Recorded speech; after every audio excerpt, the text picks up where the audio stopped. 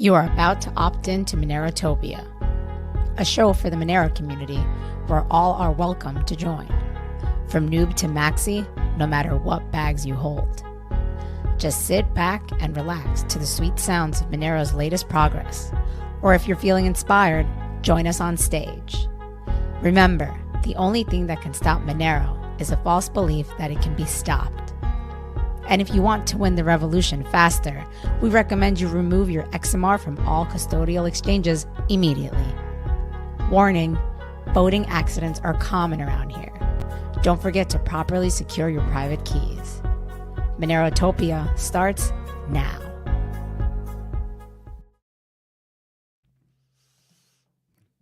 Alrighty. Good morning, good morning. Good morning, good morning. What's up, man? How you doing? Doing all right. How about yourself? Oh, I think my mic is actually not attached to my headset. 1 second. Pretty good, pretty good. Been hanging out with the baby all morning. So I'm ready to rock and roll. Yeah, how's the baby doing? She's good, man. She's good. Not gonna win. No complaints. Healthy little baby. She doesn't not getting outside much because it's freaking cold over here. So I don't know, a little low on the vitamin D, but she's doing okay. Giving her the red light. No, not zapping her with red light yet.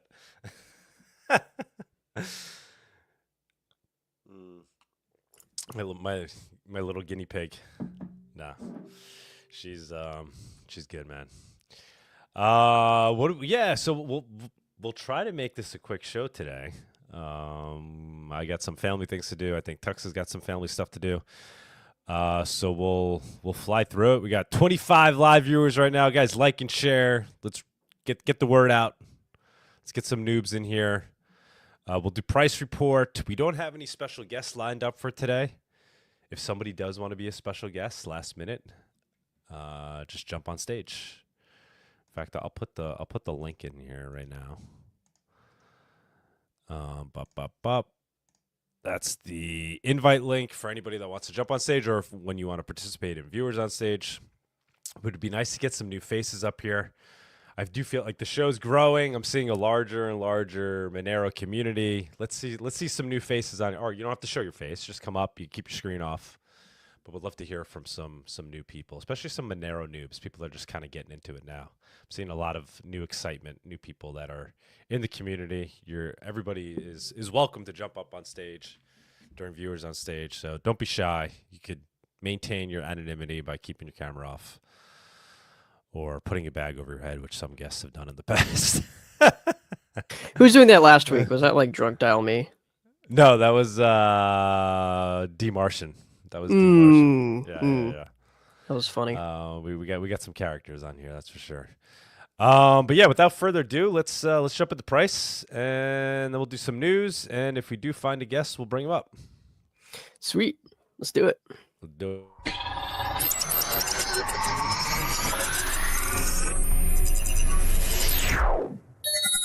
The Monerotopia Price Report segment is sponsored by XLX, a privacy-focused, non-custodial instant crypto exchange. Go to xolist.com to enjoy secure and completely anonymous swaps with no KYC or sign-up. Swap between Monero and 2,000 plus assets at the most competitive rates and with no limits. xolist.com, your fast and secure way to privacy.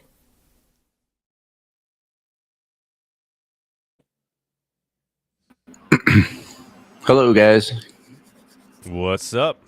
How's it going, buddy? Good. Bro, I love your chair, man. It looks like you're about to go do a race. Tux. It's like totally a gamer chair. You're muted. He's definitely got the gamer setup. There we go.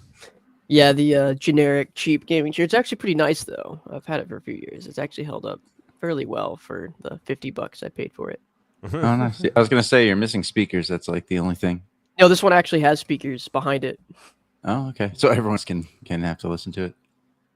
I've used it like twice though. So like kind of personal. Yeah, they're built into the chair. I can connect my phone with Bluetooth and literally blast out the back of the chair.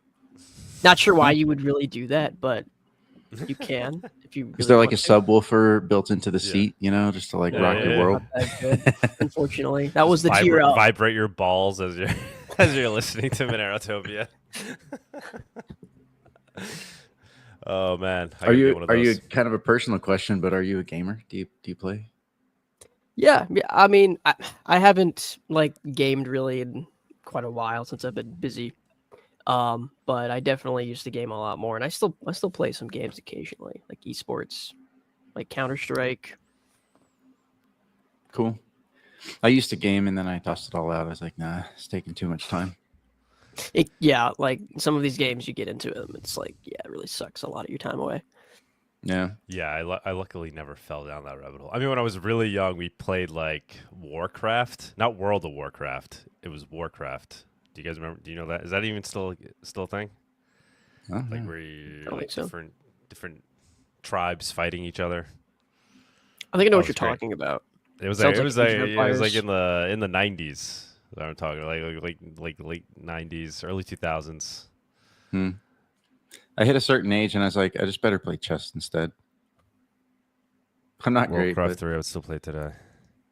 Nice. Yeah. Luckily, I never got sucked into the gaming thing. Yeah, like I said, a little bit when I was in like high school, like literally calling up with like dial-up modems and like connecting with each other and playing. Yeah. You have the LAN, like, the LAN party. Everyone would bring their stuff over, bring an extra TV. That was 007. That was awesome. Yeah. That was before my time. By the time I was born, I think.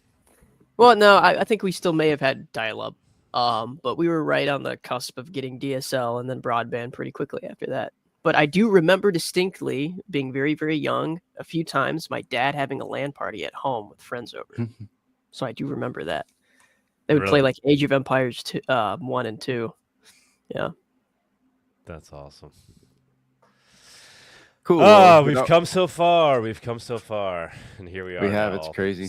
Sucked into the internet 24/7. If you're not gaming, well, in the interest you're of helping you guys move the show along, I know you guys have places to be, as y'all mentioned. So, unless there's anything else you wanted to cover. Yeah, no, let's get it going. I'm trying to think of any announcements, guys. You know, Monerotopia, we announced it last week or the week or 2 weeks ago. It's going to be a year from now. So if you want to participate, grab your tickets. If you want to participate in any other way in addition to attending, email us, Monerotopia@protonmail.com. If you want to be a speaker, you want to partner in some way, you want to be come play the guitar, anything. We're open to all types of collaborations. Monerotopia@protonmail.com. Otherwise, yeah, consider grabbing your tickets ASAP. And then also, I will announce again, we will be at PorkFest this year in June. So obviously, you got MoneroCon going on. We're throwing a sister or brother event, which will be taking place at the same time, but in New Hampshire. So if you can't make it to MoneroCon, obviously, first and foremost, if you can make it to MoneroCon, I recommend you go there. It is an amazing experience, and it's like kind of the ultimate Monero mecca, right? You have all the hardcore Monero devs and OGs hanging out. It's a really good time. It's a really good vibe, and it's in Prague. But if you can't make it there, Monerotopia PorkFest isn't going to be too shabby. It's going to be amazing because it already comes with thousands of liberty-loving people that will be in attendance because PorkFest itself brings in thousands of people. And then we're going to have the best tent at PorkFest, strategically located, and it will basically be a mini Monerotopia conference. Or maybe not even that many because we're going to be there all week. So it's going to turn into a marathon. So come on out. You don't need to buy a ticket for that. All you need is a ticket for PorkFest itself. Just make your way to New Hampshire, to Lancaster, New Hampshire. Figure it out amongst yourselves. Go to the PorkFest website. Buy a ticket. You'll figure out accommodations. There's hotels off campus. There's a motel on campus, actually, but that probably filled up already. And then there's campsites. And the best way to do the campsites is to team up with other people, and you get a campsite. You can pitch a tent, share an RV. But, yeah, that's all I got for now. Cool. Bawdy, you can take it away. I'm your Huckleberry, man. I'll play some guitar if you're looking for a guitar player. Would love to have you, man. Yeah, you haven't performed at Monerotopia yet. I didn't know we had a performance section. Yeah, we've had people. We've had people, right? Did Derek Bros play this year? He was supposed to. Oh, that's right. We do. Yeah, there is. Yeah, No, I mean, I don't yeah, have like yeah. a band or anything, and I can't play crazy leads. I could just like play some cool little tunes or whatever. I mean, yeah, we had a bunch of music because we had we had like the people that were part of the marketplace. They were playing live music. Yeah, then we had Derek Bros and Tatiana. Tatiana played. Oh, okay. But yeah, man, next year, bring your guitar. Just jump up there, put up a Monero QR code for Monero tips. Little open mic. I would love to hear you play, man. Cool. Well, But yeah, take it away. I feel like it's been a strong week for Monero. I don't know. I mean, like maybe weak for all other cryptos, and Monero's holding its own is my impression. it's been relatively strong for Monero, yeah. Hang on, let me change the screen. There we go. Yeah, we've been basically pushing towards the upside, not exactly smashing through resistances, but things look pretty good. Everything else has just kind of been waddling sideways. Litecoin somehow, all the freaking Litecoin mosquitoes have come out of the woodwork to tell everyone about how their privacy coin is so great. But yeah, I know Litecoin is the premier privacy coin now. All of a sudden this week, what happened? Yeah, I missed that one. Special Harry Potter themed privacy. Okay. And didn't Cake added some feature or element? I don't know if Tux could tell us about that, but something. It's MWeb, but we added that a while ago. That was that was already there. In July last year. MWeb sounds cool. We should just keep calling it Mimble Wimbles to highlight how juvenile their protocol is. No, I'm kidding, bro. I don't fucking know. It's a fairy tale. Yeah, it's about as believable. I mean, I don't know. There was someone that published a paper that said it could be unwound. They're like, no, you could do this and that, and you can kind of unwind the whole thing. But I never saw any follow-up to it, so. Well, the argument's always been that, like, it's, Litecoin has these privacy tech features now, plus it's very accessible, right? It's on, like, as many as exchanges that Bitcoin is on. It's basically on, like, every single exchange from the beginning of time. And so it's very accessible for people. I think it's so Zcash. Yeah, yeah. Zcash is also very accessible. But I mean, I guess more people bought the Litecoin narrative when they launched, and so more people have it, use it. Yeah, it's been around for a longer time. It's like it's definitely super old. It's like literally the first altcoin, right? Or no, I think that's actually Ripple. Believe it or not, Namecoin was probably the first altcoin. Which one? Ripple was pretty early. Like they were Ripple, yeah. Like didn't Ripple like technically exist before Bitcoin in some way? I remember like seeing like I think the company existed and they were working on something or other, and then Bitcoin came out, and then they released something pretty early. I had some like free back in the day. Like I had like they were giving it away early on. I don't even know what the fuck happened with that. Yeah, they airdropped. But Litecoin's been around forever. But Tux, didn't Cake do something else? Announce something else this week with regards to Litecoin? I thought I look into that. I saw somebody. Vic, I think Vic was mentioning it. Oh, or I know what that is. I know what you're talking about. It's not like anything huge. It's not something that's like huge. No. I do like MWeb for the most part. Like it is actually pretty. It is a fairly complete solution compared to like individual tools for Bitcoin in terms of achieving privacy, because you do have stealth addresses, you do have confidential transactions. The weak point is this under privacy. It kind of just does coin join, which is already a downgrade from Ring signatures, of course. And there's some people like David Perquette looking into improving sender privacy, and there's also some node related I guess visibility issues of being able to potentially trace if you have like the ability to observe via nodes and stuff. I don't know the exact details on that, but overall it's a pretty like good step in the right direction. So that's why I kind of like it. It's not Monero, but it's a really a nice effort. And so what privacy it covers sender, receiver, and amount when you use it has all three parts. But the one that's that's weak in comparison to Monero in particular is the sender privacy, because using a coin join, not ring signatures. But it does have confidential transactions, so it does hide the amount with proofs. It does have stealth addresses, so that's great.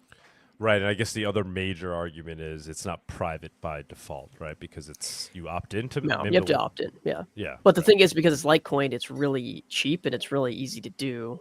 It's not like Bitcoin where you're paying a ton of money to use some of these tools. But yeah, we got to get I tried getting participating in Monerotopias in years past. I think they should participate this year. Get the Litecoin privacy people out there, right? That'd be cool. Wouldn't mind learning more about it. If anything, I do see it as a good on ramp to Monero from centralized exchanges. That's how I would positively look at it. But go ahead, Bawdy. Let's hear your take. Cool. Yeah. I guess I don't know. I guess it's okay. I just don't like the way it was launched. I don't like what Charlie Lee did. I don't like the way that Brian Armstrong and Coinbase, basically there was no volume. And then Charlie Lee created wash trading bots to fake adoption, to fake volume. And then when people actually started adopting it, he just dumped on them at the top of the market. And I'm still salty about that. I can't lie. Like it was the ultimate way to launch a coin. It was the ultimate dumping on your people. Like he came out as the guy. He was the Satoshi of and he publicly dumped. And then he's like, "Oh, I'm going to distance myself." But then at the bottom of the bear market, he's like, "Well, I'm going to take in a more active role here in the development of Litecoin." It's like, well, of course you are. Yeah, you're rebuying. That's what you're doing. So yeah, it's just bullshit. And I hate projects launched on bullshit. It just really pisses me off because, I mean, I got it. The value extractors come in and they rug people for everything they can. And then you got the privacy, which is okay. It's better than Bitcoin. But, I mean, if Monero was maxed out, if we were like, hey, we really can't do many more transactions per day, and people were using it, and I'd be like, all right, cool. Like, I want to, we might need a team. It might take a village to do the scaling thing until we have super good hardware. But I guess that's just the way she rolls, right? Like, yeah, I'm salty about it, but that's just markets. So we're here to talk about markets. We're here to understand that that's the way things are, and to make sure you're on the right side of the market, or at least to give you some ideas about what you might do for your personal stack. So starting with Monero, right? Like we said, we've talked about this for the past, I don't know, let's just say 3-4 weeks at this point, that effectively we're just riding these upper bands. Things look really good. These are curling up. We expect that price should effectively continue to, we're setting up for a larger bullish movement here. So effectively to me, in the wave magic standpoint, that looks something like this, right? We're going to keep setting higher lows. We should. There might be some big washout wick, like a fake wick, because that happens in Monero a lot. And especially if there's a big wick down before, maybe the next bullish impulse happens for the broader crypto market. But overall, Monero is pushing at the top of its range here we're literally talking, we have to go all the way back to almost 2022 to find Monero at these prices. So, I don't know, you could say we're halfway back to that 500 point. That would be our all-time high. When this thing goes, it's going to go quickly. At some point, the market, Monero and or the market makers, or the aggregate of everything, people are going to decide, hey, it's time for this thing to go, and it's just going to launch here to the underside of this line. And that's probably the first place that we'll find some major kind of resistance. Hypothetically, we can go to the daily, and we can try and corroborate that with, it's probably hard to see. Let's see if I can make this more clear for you guys. These lines right here, the very, very top, these blue lines right there, that's kind of like the highest blue lines. Let me, where is it? Let me turn down the transparency here, make that easier to see. Maybe I'll reduce the filtering. Yeah, that should be easier for you guys to see now. So this blue line right there is the top of the upper standard deviations, and it kind of effectively it has some, it's pretty close to this line right here. So what I'm getting at is that once this thing starts blowing towards the upside, I would expect us to get to the 350 range pretty quickly. That's definitely where I would be trying to target. So yeah, Monero looking good still. We can even see that if we go over here to the Z-scores. So Monero in burnt red at the very top, basically Z-scores. Again, comparing Monero to what it has done for the past 100 days. How do I forget this 100 days. Comparing Monero to its own history, right? Its own moving average, its own standard deviation.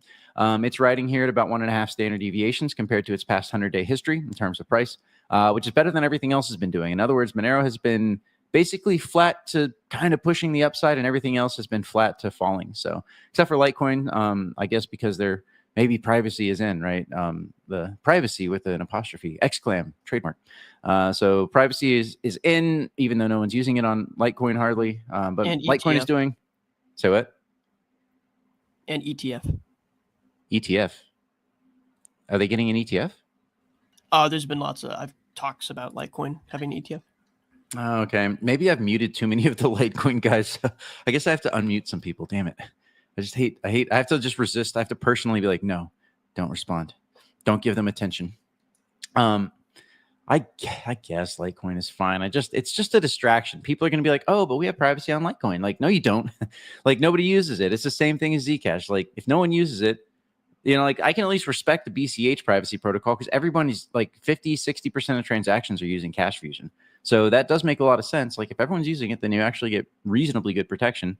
But if no one's using it, or if like less than 1% of people are using it or whatever, like, you're just not going to get much. So, okay, Litecoin will get an ETF, and of course they are. The people that launched it that have lots of Litecoin are probably paying in the background to make sure that happens. But okay, I mean, we're going to see coins getting ETFs. So that's just going to happen. We're going to see more and more getting added. And overall, I guess that's kind of good for crypto in a broader sense. I don't know. I don't know how good that is for Monero. I wouldn't expect an ETF anytime soon. Bitcoin versus Monero doing pretty good. It's still just kind of steadily marching towards the upside. Dang it. Come on. Sorry, guys. I have this little guy right here that lets me switch between the brush and the crosshairs, and sometimes I don't press it right. Anyways, yeah, so we've got this guy right here, basically still marching up towards the top side. We expect to be hitting these standard deviation levels soon here. It would be an interesting sort of corroboration point if we think Bitcoin is looking like it's ready to go, or crypto in general looks like it's ready to go. So for Monero to make some like reasonable comeback here and then spend some time before it breaks back out to the upside, or maybe it just trends sideways for a period of time. Realistically, I would kind of expect this chart to trend sideways for a period of time before like really making. So after we hit the standard deviations, that is, right, contingent upon hitting these standard deviations.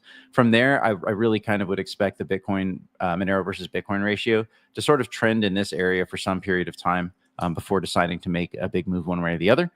But this could kind of be like one of those little small points. It's not a huge point, but a small point of corroboration to say, okay, Monero's reaching maybe some kind of like resistance level relative to Bitcoin, which could signal a changing of the market dynamics, right? We might even try and corroborate that using the XMRD. So here's XMR divided by total 3 being the total market cap minus Bitcoin and Ethereum, right? So basically comparing Monero to all the shitcoins. But really, we could just do XMR.D to get the full picture of what we're talking about. And it does look like Monero is actually starting to hit those resistance levels compared to the rest of the market. This doesn't mean that like it's done going up. You know what I mean? Like this thing could still kind of do this action for a little bit. Hell, it could even try and pump to the top side and hit that really long-term line. Let's go to the weekly so you guys can see what that line represents. Basically, it represents a descending broadening structure that started all the way back here in 2017, believe it or not. And a lot of altcoins look this way when you look at their dominance. In fact, almost all altcoins look this way. Their dominance just trends down over time. They just lose dominance to the rest of the market over time because there's always some new shitcoin out there, right? There's always new things being launched. There's always the new hype. And so you get like this dilution. In an ironic sense, you get the printing of new altcoins, the printing of new money. And that takes a share of the pie, right? That takes a share of the Monero dominance. It's bullshit. It's unfortunate. And at least it would be nice if Monero held its own versus everything else in the market. But just know that Monero is not unique in this way. There are very few to no coins that actually show holding any kind of reasonable dominance versus the rest of the crypto market over time. They almost all kind of go down like this. So yeah, I mean, we're just going to keep seeing new crypto networks. We're going to keep seeing advancement of protocols and hardware. And so like probably, I mean, it'll be periodized by moments, where Monero maybe makes like a sustained comeback and then eventually a few years later maybe makes lower lows. Let's hope that doesn't happen. At some point, this chart should come like massively to the upside if we get the big adoption. At least that's what we all, that's what we all want. Okay, we have an XMR chat here. Vader tipped 25 cents. 134 is coming soon. This vertical move is not sustainable. Well, Vedor, I don't know how you pronounce your name, but that is a very Vader kind of tip, right? That's the dark side. That's black pilled. Says so. I'm not seeing the vertical movement. We're coming to 134. Maybe I'm misunderstanding your comment. I hope I'm not. But it sounded like you're saying that we're headed for $134 in Monero. If I'm misunderstanding that, someone sing out and be like, "Yo, you're a retard." So Vader is predicting 134, which would be right here. Unless he was talking about Litecoin, maybe. I don't know. Maybe he is. Let's go check out Litecoin just because. Okay, Litecoin, we'll give you special attention today. Why are we going to give you special attention, Litecoin? God, I guess I'm saltier than I thought. Okay, Litecoin. Litecoin is currently at 134. Whoa, no way. I almost feel like I'm looking at the Monero chart almost right here. This is such a similar chart compared to the Monero chart. Holy crap. That's it's very interesting to say the least. All right, so maybe Litecoin is actually setting up for a similar kind of action as Monero. It would be interesting because Litecoin and Monero were released at basically the same time, right? They were released almost like within months of each other, I believe. Yeah, Litecoin is showing very similar structure to Monero here. Quite interesting. All right, let's go to the weekly here and then see what we see. Yeah, they had the double top just like we did. They had the long bleed out time frame. Let's see where they are relative to their top. They're still minus 70. Monero is currently like minus 50. So yeah, I mean, in a way, Monero like is doing better than Litecoin. You might draw this line kind of like that. So we could either draw a horizontal line. We might, if we really wanted to like draw it as shallow as we could, maybe we would do that. It's dubious. All right, Litecoin bros, looks like you're going to get your gains as well. You're going to come along for the ride. Or maybe it's Monero that's coming along for the ride. Who knows? All right, whatever. Anyways. Yeah, so I think Vader was talking about Monero. He says this vertical movement is unsustainable. Bro, I don't know what you're talking about. Like, this is not vertical. Okay, there was like a pump here, but I mean, please. Although you say 134, that would put us right here in those lower standard deviations. So in a broader sense, if the crypto market does decide to dump, there is a possibility that Monero could, like if it's a violent dump, you could see Monero violently dump and wick down here to this level. But I don't think that even 134 is sustainable anymore. I think too many people, like just from this summer, right? So we're looking here, like that's July, August, September. Even just from the summer and fall, we see more people, bigger names coming into Monero. We see people accumulating bags of Monero. Like, it's difficult for me to believe that even in a crypto crash scenario that 134 could be sustainable. But hey, man, maybe you've got some particular view of the market that we don't know. Perhaps a Monero whale showed up and told us that he's about to dump the market. I don't know. From a selfish standpoint, I would kind of love for that to happen because then I could go crazy long on some like way cheaper XMR. But at the same time, I think there's too much resistance for it to go quite that low. Again, maybe like 180, 200, 170. So you're hopping on Kraken and you're taking leverage at 134. You're taking leverage 10x. Oh, dude, yeah, that's like easy pickings. It probably would be, especially when you see these like when the crypto market is just crashing and you see Monero crashing even more than the rest of the market, which constantly happens, which is like, okay, like sure. Monero has has very little volatility, fairly flat, goes up, goes down slowly, but then the market crashes and Monero crashes more. No, it didn't. You fucking little manipulator people in the background, like they know what they're doing.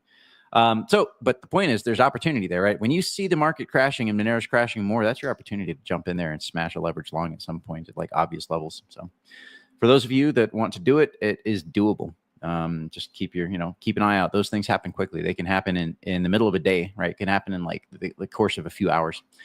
Okay, so this is XMR versus ETH. Actually, I guess ETH has been doing okay because we've been sort of flat here versus XMR versus ETH for the past week. We're on the 3-day chart. Let's go to the 1 day so that we're not looking at weird candles that don't make sense to you guys.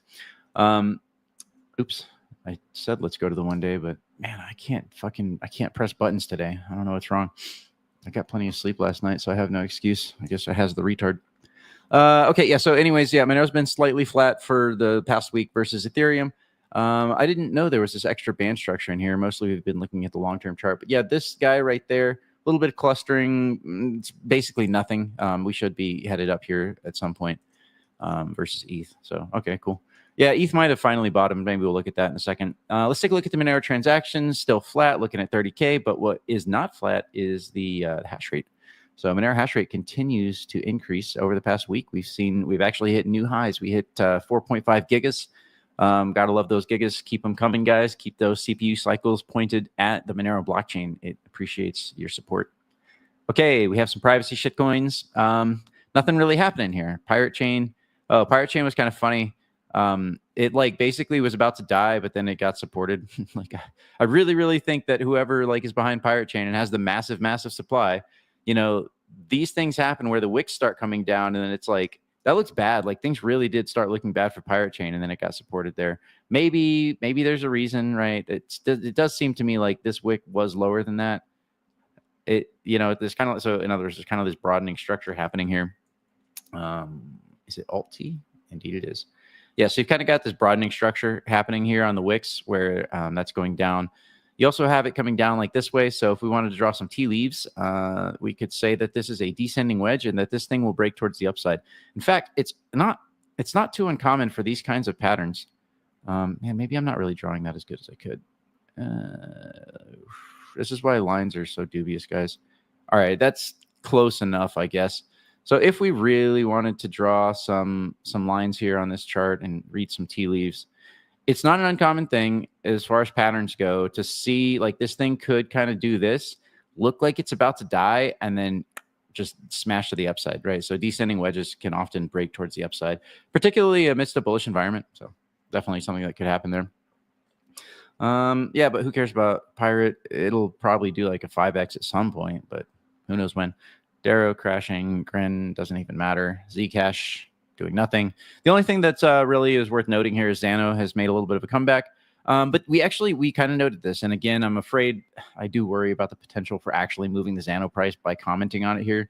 So if it does what I say it's going to do, don't say that I have like some kind of crazy magical predictive power, guys. We might have created the reality together as a team. But yeah, we did say that this lower standard deviation band here would be probably a reasonable place to look for a bottom, to look for a swing trade to the top. And these orange bands now, the more near-term orange bands have started to curl under, right? So when you kind of see that, you see this establishment of this band structure. If we were to go into a shorter time frame, that would become much more clear, right? So you can see that much more clearly. So yeah, I mean, this thing has come back to the tune of about 50%. So that's Xano. Again, I'm going to just like stop making predictions on that so you guys can figure out whatever you want that chart to do. Here, you guys here's the wave magic on that. So if you guys want to like set yourself some special levels and predict where it's going to go, but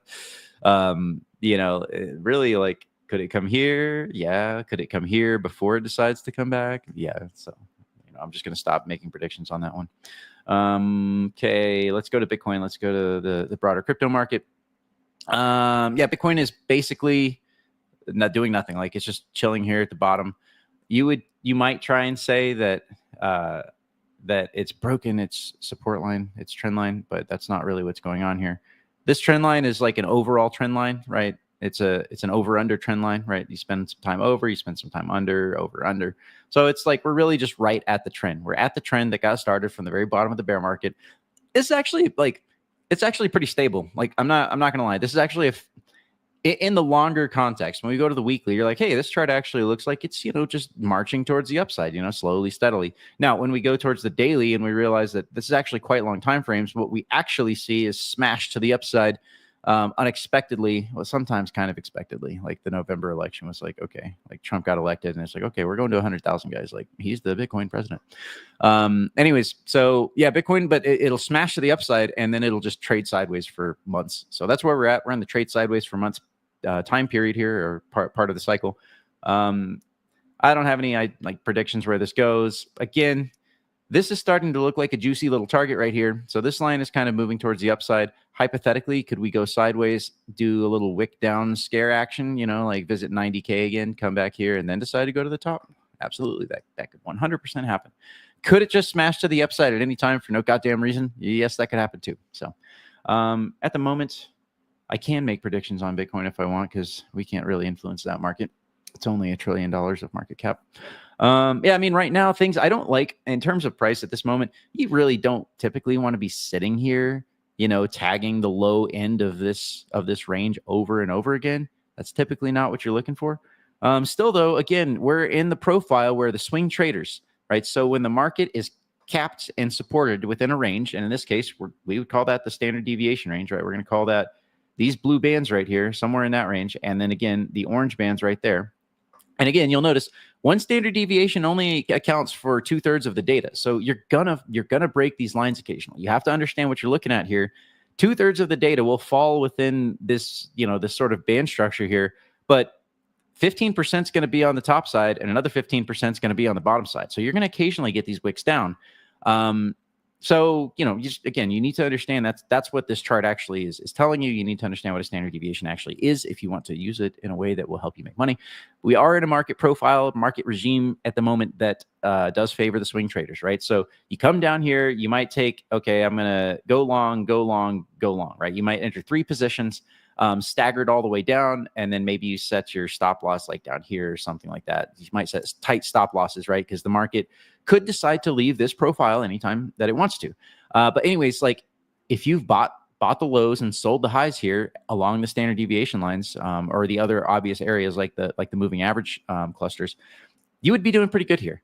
At some point, that's not going to work for you. That's going to stop working, and then you'll get stopped out. But if you've made enough successful trades while you're in that market profile, getting stopped out is not a big deal, and you shouldn't be losing lots of money if you're a trader when you get stopped out. Okay, so Bitcoin, I don't like that it's down here, but that doesn't necessarily mean anything, to be honest.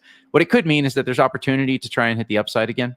I would really try and look at this in the broader context of markets, and is there any impulse? Is there any impetus to try and move the markets to the top side? I'm not seeing it right now. The markets I feel like they're kind of in a holding pattern, right? They don't know what to do. Definitely wanted to visit the dominance here. Dominance thing happened in the past couple of weeks. Basically a hammer. We had a hammer where like Bitcoin tried to make a dominance, and then it said that it couldn't do it. And now we've had a couple candles where it's basically, it hasn't been able to sustain that wick. And typically that's not a good sign, right? Typically for a chart, that's not a good sign. You'll notice a very similar kind of thing happened here just before the beginning of alt season in the last cycle. And we are starting to finally enter that time frame, where we said, hey, when does altcoin season begin in earnest? So in a way, like this is kind of scammy. Like that whole structure right there was kind of scammy. There was a very clear structure to this chart, and then it just smashed towards the upside. And I think that was effectively, again, it was market makers smashing, like pulling liquidity from altcoins, putting it into Bitcoin, making sure we hit new all-time highs to convince everyone that the game was on, so that you got actual organic support for the movement of crypto in 2021 towards the upside, right? For the bull market to commence in earnest. So, that's a very common pattern that we see at this point. You have to expect that that's going to happen. Crypto's liquidity, they're all bonded together in a sort of way. I say bonded, please don't take that word to mean too much, but the crypto liquidity is kind of bonded together. So, we are entering that time frame where Bitcoin hit new all-time highs. What was it? It was somewhere right around here, like somewhere in December. And then altcoin season began about 12 weeks later, 12 or 13 weeks later, like where, when you see these big red candles on Bitcoin dominance, those are altcoins running. So we hit new all-time highs right around here, right around November. It was more like right here. Yeah, so Bitcoin hit new all-time highs, like sustained real all-time highs, and we're currently in week 13. So, I mean, things don't have to play out exactly identically, right? But we're basically in that zone where it's like, hey, altcoin season, where are you? Should be here. If it's not coming now, like we're going to be like, is it going to happen at all ever? Market makers have a way of being able to put their finger to the wind. They put their AI bots to the wind, and they know exactly what the sentiment is, and they use that to trade against everyone. So you just have to know that, like, there's a lot of dejection in altcoins. Ethereum, for example, it was like reaching max dejection levels in the past couple weeks. So, there is a good case to be made that altcoin season should commence here soon, right? We should be getting our altcoin gains soon. But the only problem is I'm still like, where's the liquidity coming from, right? Where exactly, like, is the impetus, is the drive for massive new market caps for crypto, right? The $4 or $5 trillion market cap. Like, I'm not seeing the kinds of money printing that we saw in 2021. That might work against us, right? That might work against alt season. You might have harder time seeing alt season really, really get going under these kinds of conditions. It's not a negative environment. It's just not like an insanely money printing bullish liquidity expansion environment. Nevertheless, I just wanted to point out most of all this wick right there, that hammer, that, I mean, it does look similar, right? It does look strikingly similar. And maybe that's the point. Maybe that's like a fake out by the market makers, whatever. I don't know, but it wouldn't be a bad idea to add some to your altcoin positions, to sell some Bitcoin and go into some altcoins, like maybe Solana or some shit. I can't believe I'm recommending that. I'm not recommending it. I'm just saying that you could. It's a possibility, because that's where a lot of degeneracy happens, right? And altcoin season is all about the degeneracy. That's the whole point of alt season. It's just like stupid crap flying for no reason. One thing I would like to see, though, is Link. I would like to see Link kind of smashing towards the upside a little bit, and we haven't seen that. So, okay, you know, those are, again, just like things that I like to look at. So things you might look at for yourself. Let's keep this moving. Let's go to gold. Everyone has some gold here, I hope. And gold has been doing quite good. We've set new all-time highs this week. So gold really eyeballing that 3,000 level. Basically, we've hit it in 2950. So at this point, you know, gold, like we talked about, these purple bands, fucking just beautiful, beautiful. You can just get into these purple bands. Blue bands here on the lower side act as support as they go up. And you just kind of like ride these levels, you know, you just kind of keep going up. And that's good, right? This is like steady, slow, bullish action. That's what you want to see. To believe you're in a bull market, to keep the gains going, you want to see your bags going up slowly, steadily. A little bit of positive vibes every week, right? Or at least every month, every few weeks. That's what you want to see. You don't want to see smashing, vertical, crazy, because typically that's not sustainable. Let's go out here. So let's zoom out a little bit on gold so that you guys can get, again, a broader picture of where I think this thing is headed ultimately. These purple bands are exactly what we're shooting for, right? So this thing is probably going to keep moving towards the upside and tap out at these purple bands somewhere. So maybe 3,400. They seem to start, like, maybe they're curving a little bit. So this might actually kind of do that, right? A little bit. But anyways, yeah, the run isn't over here in gold. Like, it should continue. You can actually see part of this has been fueled by the dollar index. So the dollar index has been falling.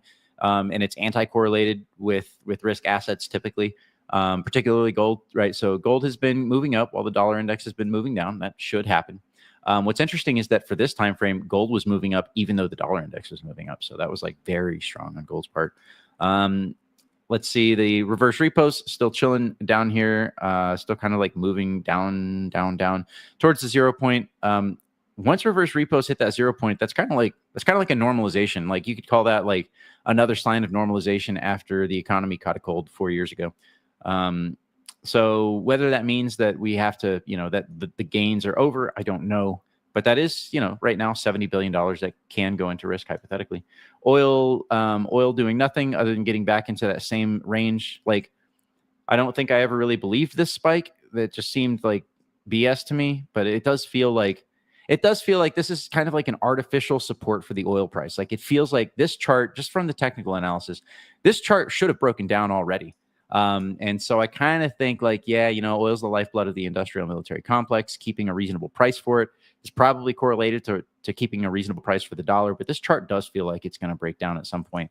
I've been saying that forever, but hey, I mean, look, it pretended to break out and then came right back into that same zone. And it's on the negative side of this equation here. So again, that's kind of like, I wouldn't call it the ace up our sleeve, but that's like, when the oil price is crashing, guys, that is a major flashing signal to you. It could be intra-week. It might be Monday, and oil could be crashing, and we're not going to do this price report for another 6 days. But that's your sign that, like, hey, take precautionary measures against losing your stack, right? Like, don't be leveraged long.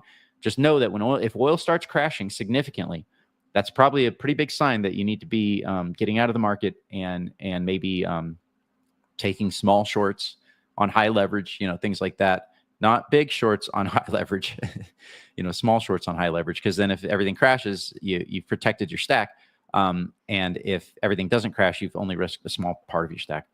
Okay, so then the S&P 500 is also doing this like very slowly, steady marching up thing. So one of the things that you have to note about these lines, right? So you're like, oh, we've hit resistance. And it's like, yeah, we have hit resistance, but there's nothing that says price can't just keep doing this, right? Price could just keep doing this for a period of time and just slowly follow up that resistance line, you know, and then before you know it, next year you've gained, what would that be? Hypothetically, you've gained 10%, which is about what the S&P, NASDAQ like to do anyways. So like, it's probably like, this doesn't mean, just because you hit resistance doesn't mean that you're about to like crash, right? Not every time hitting resistance means that you should take a short. So that's a little thing to keep in mind. Yeah, you could hit resistance and then just ride the resistance towards the upside for some time frame. Nvidia has come back from the DeepSeek woes and crisis after like falling precipitously because China was going to out algorithm all of our AI. And so I don't know. I guess people just said, yeah, okay, DeepSeek is cool, but we're still using a lot of Nvidias, and that's what happens when you take the DeepSeek algo and you put it on 100x hardware power, fed by Nvidia. Maybe you get like finally consciousness or something. Probably not, but whatever. Let's see. I think we had some numbers come out here. What were the numbers? We had some inflation numbers come out. Inflation, it's just barely kind of ticking up. No big deal. The core inflation in orange is remaining flat. The CPI, which was at once, it was at 2.5%, so really close to Jerome Powell's target, as they say. And now it's up to 3%. Okay, that's not like terrible. Still, this all looks fine. The Fed is probably going to be a little bit more cautious about lowering rates from here. But then if the market takes a dump, then they'll just drop this close to zero again. And then the bond market, nothing's happening here, right? We're just, again, slowly, this moves like lava, it moves like molasses, probably more like lava, because the whole market has to has to basically obey the bond market. Kind of, it's kind of like the market for money in a way, with the US dollar reserve and all that nonsense.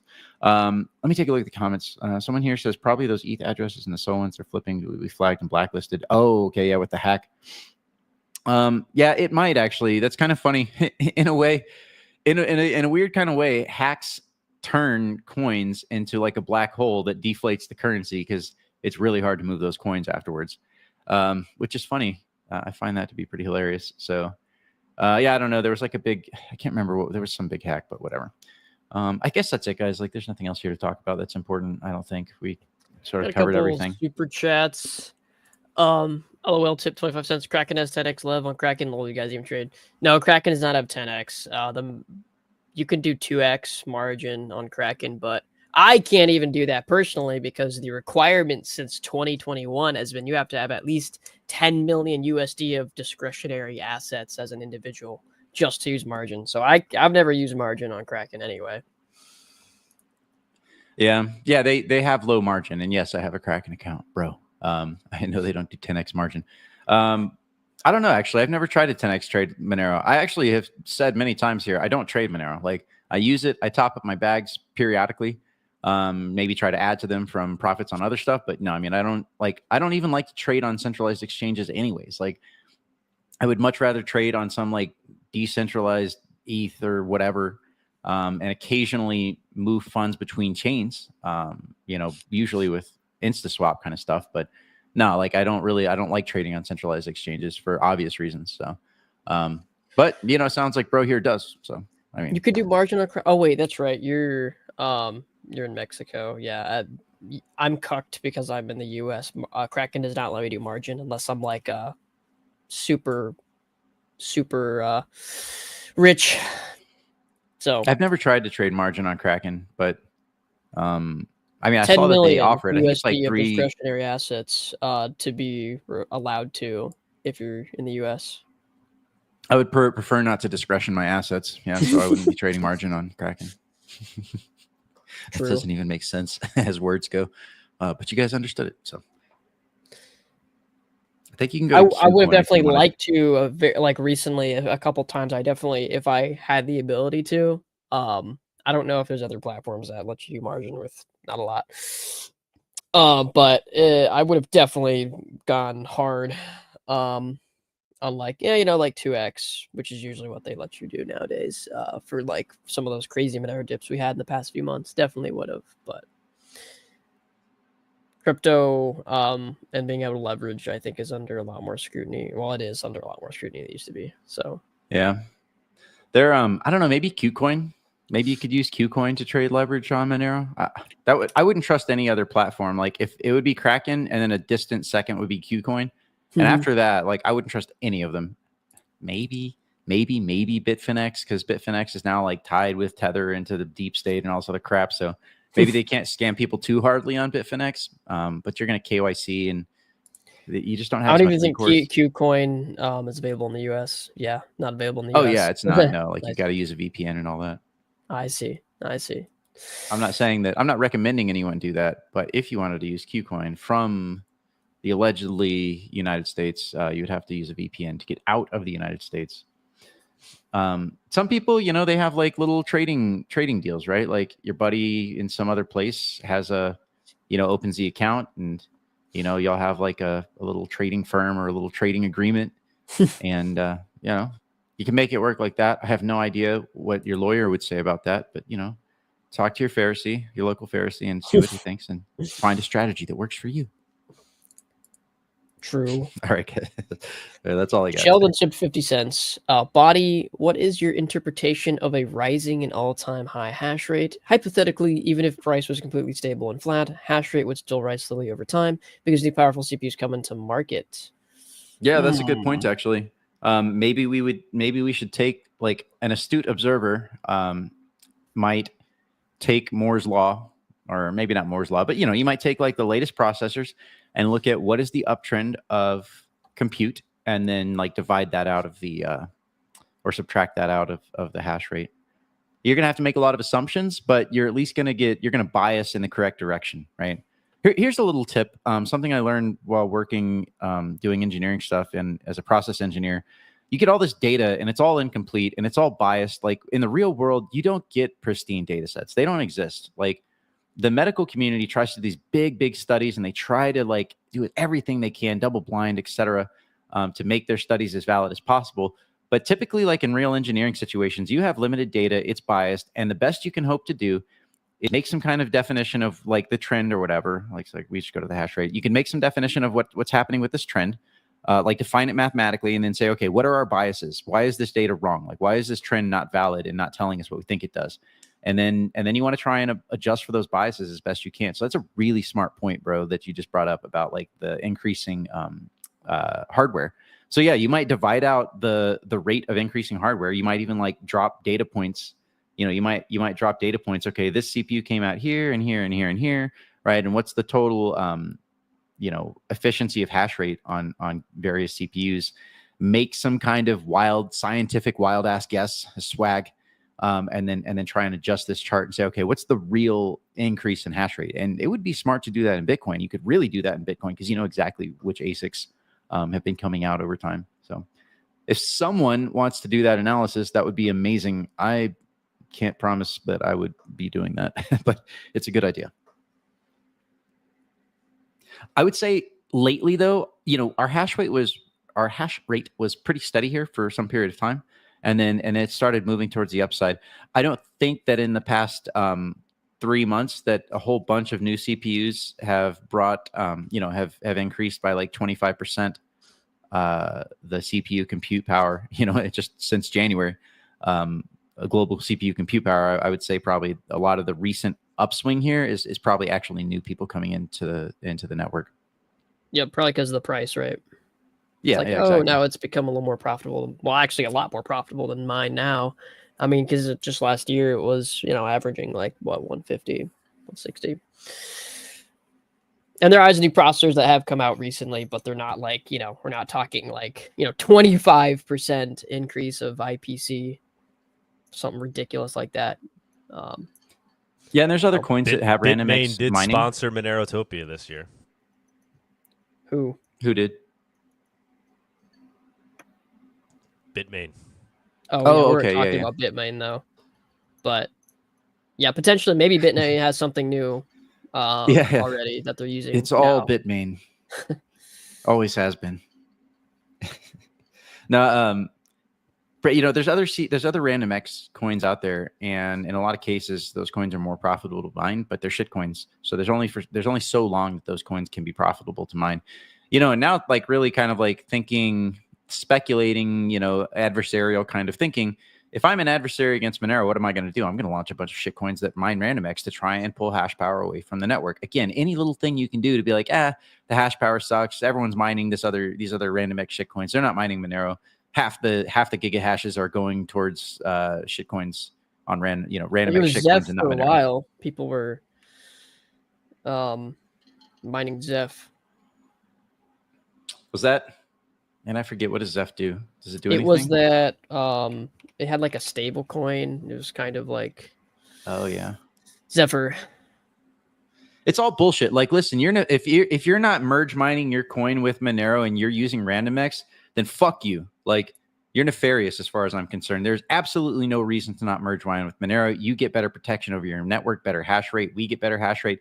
It's an awesome partnership. So if you're not doing that, I'm just going to presume you to be nefarious until proven otherwise. Like, honestly.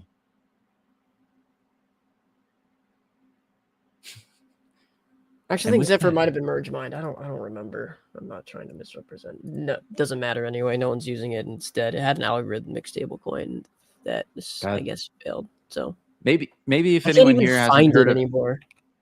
If anyone hasn't heard of algorithmic stablecoins and you hear about a new algorithmic stablecoin, run. Do not. Sorry, collateralized stablecoin. Oh, aren't all stablecoins supposed to be quote unquote collateralized? Yeah, we added these nuts and also some memes, and now it's stable. But yeah, algorithmic stablecoins have not been figured out, guys. Like, you can have a sort of blend where there's an algorithmic component to the stable, like the near-term stabilization of price, and that's kind of how MakerDAI did their thing. But MakerDAI ended up collateralizing or backing DAI with USD, like a basket, like USDC, USDT, and like a couple other things as well. But yeah, like so many like pure algorithmic stablecoins have failed fantastically. And I think it might be the case. This would be a conjecture, not a proof or anything. I don't think it's been proven, but I think there's probably a valid conjecture out there that they can't actually work. Like in the realm of math, they just don't work. You eventually hit like some kind of profile where some major event happens. It's an unlikely event, but it happens, right? Like some big crash or, bear market, sustained, whatever. And then you hit some point and algorithm breaks and then things just crash. That's what happened with Terra Luna. That's exactly what happened with Terra Luna. They lost people got cut like by 10,000x. People lost, they got divided by 100,000x. So yeah, that thing crashed to zero almost, basically.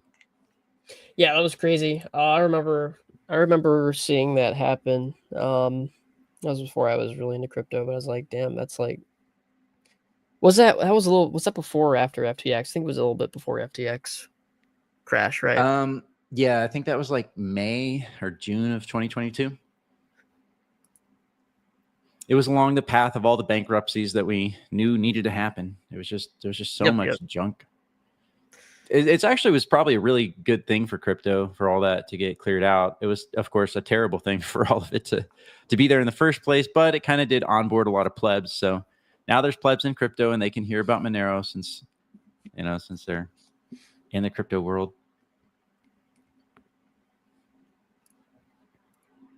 Yeah, all right, guys, I think that's all. I didn't want to misrepresent it. But I don't think it ever got traction or anything. Yeah, I mean, maybe it is a good project. I don't know, but if you're merge mine with Monero, I'm going to at least entertain that you might be a useful project. But I really think just anything that's not merge mining with Monero, but using RandomX, just ripping off the proof. Yeah, there's no reason to not be merge mining with Monero. Like it's in their own best interest, unless their own best interest is distracting hash power away from Monero, right? Trying to, because what happens is these people will throw hash power towards, I don't know, not nice hash. I don't think it's nice hash anymore. I don't think people use that, but whatever. Like people will be like, okay, what's the most profitable RandomX coin to mine? And then they'll just mine that one, right? Instead of mining Monero. It's like, we really need to plus our hash power up. Like, we are not immune. Like we could get attacked. Like hypothetically, governments, Amazon, whoever, like there could be coordination that could attack Monero and we could get 51% attacked. That's not the end of the chain, obviously. It just means we get long chain reorganizations that really, that really harm our credibility. It's a danger that could happen, and we need a lot more hash rate to protect against that. And it could even be happening right now, and I wouldn't even know. So stop flooding my chain, bro. Does Bawdyanarchist merge mine with Monero? No, right? I don't know. No, they don't. They do a thing where like there are no pools. You're not allowed to. They're like somehow they deny pools. Right. Hmm. Right. It's an interesting concept. That is But interesting. A lot of the devs, like, it sounds really cool in need theory, that but a lot of with the devs were like, P2. nah, that doesn't work out very well, apparently. Yeah, I mean, it's just kind of a different approach to P2 pool, essentially. It's like mandated P2 pool. Something like that, yeah. Interesting.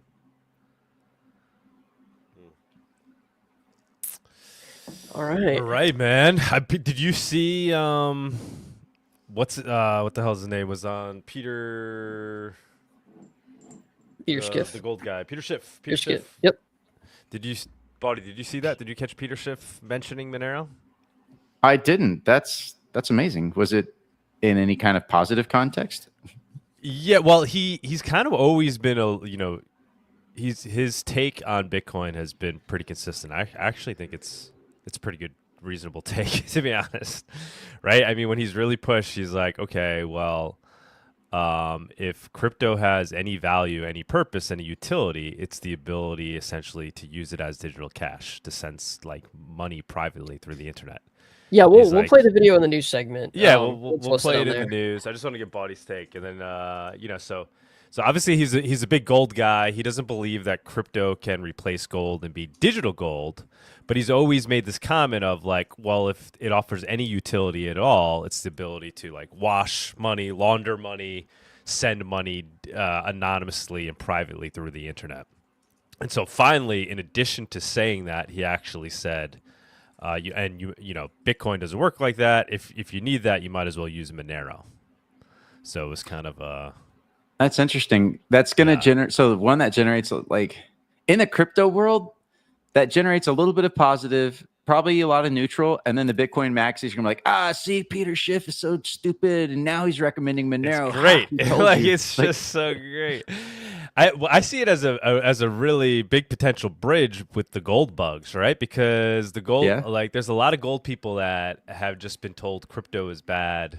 It's evil, right? You need something tangible like gold. This could be the bridge where, like, okay, crypto's stupid. Gold is gold. No crypto can replace gold or mimic gold. But this concept of being able to send cash anonymously on the internet, that use case is interesting. And like, you're not trying to be digital gold at that point. Yeah, I think in a lot of ways, I mean, I have to give Peter some respect just for the fact that he's held his principles for so long and said, hey, this is what I think. And the fact that he does recognize Monero and say, hey, actually, he's held his principles well enough that even though he doesn't like crypto, he can be like, yeah, but this Monero thing seems to actually be doing the thing that it claims it's doing. So I can give him definitely a decent amount of respect there. I think a lot of people, when it comes to crypto, the no coiners or whatever, they correctly identify the vast fraud happening across the industry and how like just garbage so much of it is, or at least let's just say marginal, right? Maybe it's not total garbage, but so much of the industry is just marginal at best.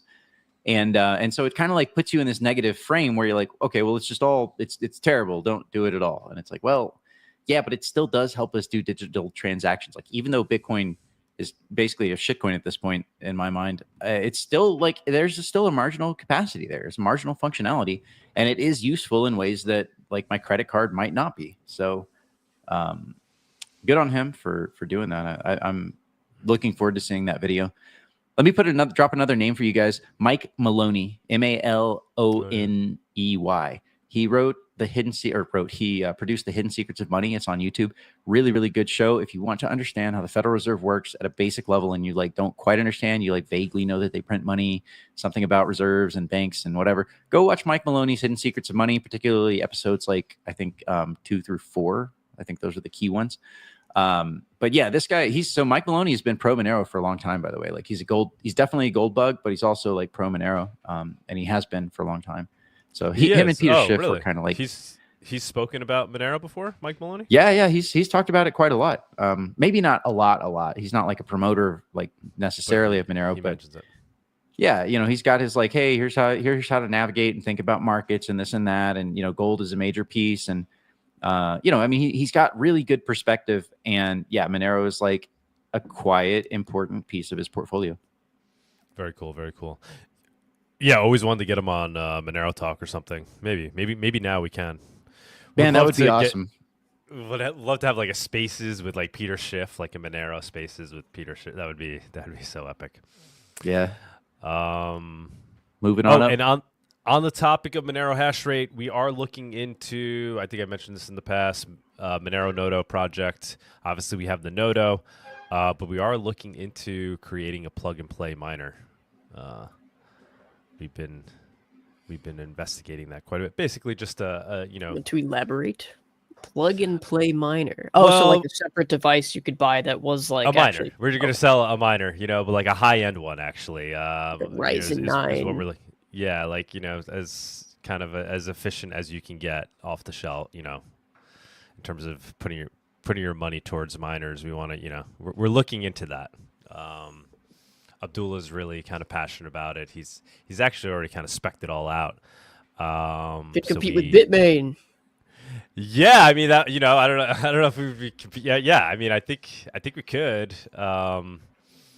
So we were thinking of different things, trying to design it in a way where it could also function nicely as like a space heating device, right? There's thoughts of that too, but he just wants to design a really efficient miner. It would be pretty pricey, but it would be your best bang for your buck. So we are couple looking into grand that. probably at least. Yeah. Cue Like the we were thinking, headlines. like I was kind of more interested in like mini miners that everybody can buy, like but he's more interested in like actual, very functional miners that will give you your best bang for your buck to anonymously KYC free obtain some Monero. Maximize efficiency and hash rate. Yeah, that'd be really interesting. Yeah. I'd be really curious to see what kind of hardware he's looking into for that. Because I mean, you could go like the more mainstream route, which is what everyone uses, is these the AMD Ryzen processors, which have kind of taken the lead because of their IPC, their efficiency, and also the CPU cache. I think helps a lot with RandomX. But then also, of course, like what Bitmain was doing, which they had some custom RISC-V setups, which were a lot more custom, but did a pretty good job. So If We they got could a ever super mass chat- produce those, go ahead, man. I was just gonna say, SUPERCHAT, Sheldon tip 25 cents. Mike Maloney once tweeted out that BTC is not fungible. Maybe about 2 years ago. Mike Maloney is a sharp guy. Agreed. If Bitmain could ever like mass produce those RISC-V, like if they really tuned in their design, because I mean there are optimizations to be had, as Howard has noted many times. If they could mass produce those, I bet you they could offer the market a certain type of efficiency of mining that that might be useful. The problem is that like bringing a new chip to market is really difficult unless you can mass produce it and mass sell it. And it might not be the case that Monero has enough like market penetration or market share for those numbers for them to really work out.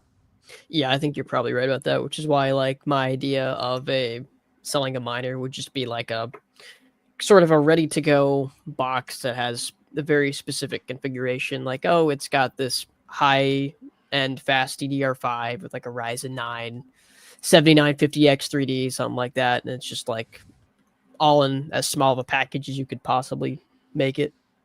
It would be like an interesting distro, like a Linux distro. You could be like, this is the, I don't know, like the crypto distro or the Monero distro. And you're like, it basically has really good algorithms to detect when you're not using your CPU and then just automatically directs those resources to mining. That would be sick, because I know you can do that in Windows with Monero GUI, right? Or GUPAX. I think GUPAX lets you do that in Windows, but that does not work reliably on Linux. Just because I mean, you could integrated with. You could the just develop manager. a program that does that, right? You could develop a miner, mining software that does that. But you could market it as a distro if you really wanted to. And then like embed a whole bunch of other stuff, keep a repository of different wallets, etc. Yeah, I think you would have to do something to get it to like, I don't know how hard that would be to do with Wayland. Because I think that's the main barrier is Wayland probably. Because it's like Yeah. it's using Wayland's a good thing because of the the security and privacy provides, but it also makes it harder to do like things like that, like being able to see if you're not using any other program or if you're not moving the mouse, right? I don't think you could really do that in Wayland. So I'm not totally understanding though, because shouldn't that just all be operating in the background? Like that's a background process. It shouldn't have anything to do with the GUI.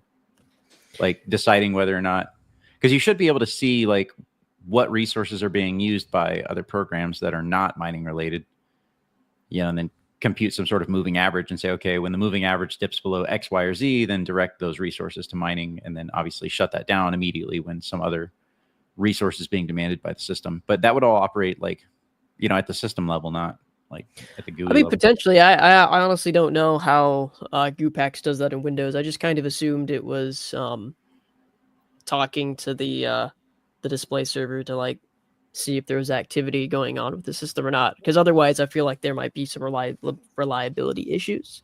Like maybe you're not doing much, but it ends up start mining anyway. I don't know. Yeah, you're probably right. There's no doubt I'm oversimplifying that. Like I'm sure there's some like major problems would crop up and it would be finicky and buggy. Neil's tips, $23 project idea, make an apartment heater that generates heat based on Monero P2 pool mining, aka Monero-based discounts and high electricity prices. Yeah, I mean, we've been talking about that quite a bit. We're thinking of incorporating that into this miner that we launch, whether it's purely P2 pool based, but having it provide utility in addition to just mining, but to also be like an efficient heater. That's actually partly how I heat my room right now when it gets cold. So there's obviously simple design things you could do to just kind of make it better for those purposes, right? To turn it into a space heater versus just being solely a box that's mining. Yeah, I mean, we thought about these. I think we even we were talking about this on this show like months ago, right? All these ideas, like if you made them modular and you could add miners, and you can have them, eventually heat your sauna, like whatever it may be. I mean, turning them into modular heating devices would be kind of cool. But yeah, I mean, obviously this is an idea that's been talked about forever, right? People in Bitcoin have been doing this for forever, talking about this. Arctic Mine is always, always talking about that. That's how I think his name came from, running miners, right? And like using it to heat his home in the Arctic. So he's always been very like kind of passionate about that concept.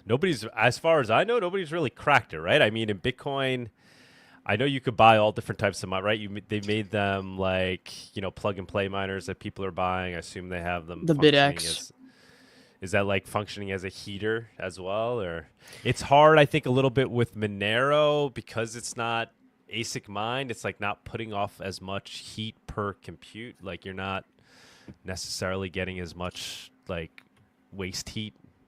I don't know, like might be more in terms of a heater. It might be better off like building Monero miners like for those purposes. Maybe not though. I guess if you just have enough, if it's large enough and you have enough CPUs, but do Threadripper system. I mean, you can, like, if you really want to, you can make it so that you're pushing out even more heat. I mean, obviously it's going to become less efficient. Mm-hmm. In terms of like, yeah, there's like a balance there. Right, but even something like you're running efficiency. Like one of those big Ryzen 9s, like the 16 core one, right? Like a 7950X3D. I mean, that thing, that's what, like it's not a ton of heat, but even in my room, it's a big difference if I'm running my computers or if I'm not. Yeah. So even in my room, like I kind of rely on my computers to heat my room in the winter. Yeah, we even with 200 watts that I have that runs, it's basically my studio computer, but that's a miner as well. And when that thing's going full blast, it puts out. Yeah, they can for sure. Oh, I haven't turned it on for mining, and actually recently I probably should. I don't know why the hell I'm not doing that right now. Maybe when I get off today, I'll put it on. All right, guys. I guess we'll keep this going. Do we have Tony for news? Yep, we do. All right. Thanks as always, buddy. Thank you, gentlemen. We'll see you next week. Thanks, buddy.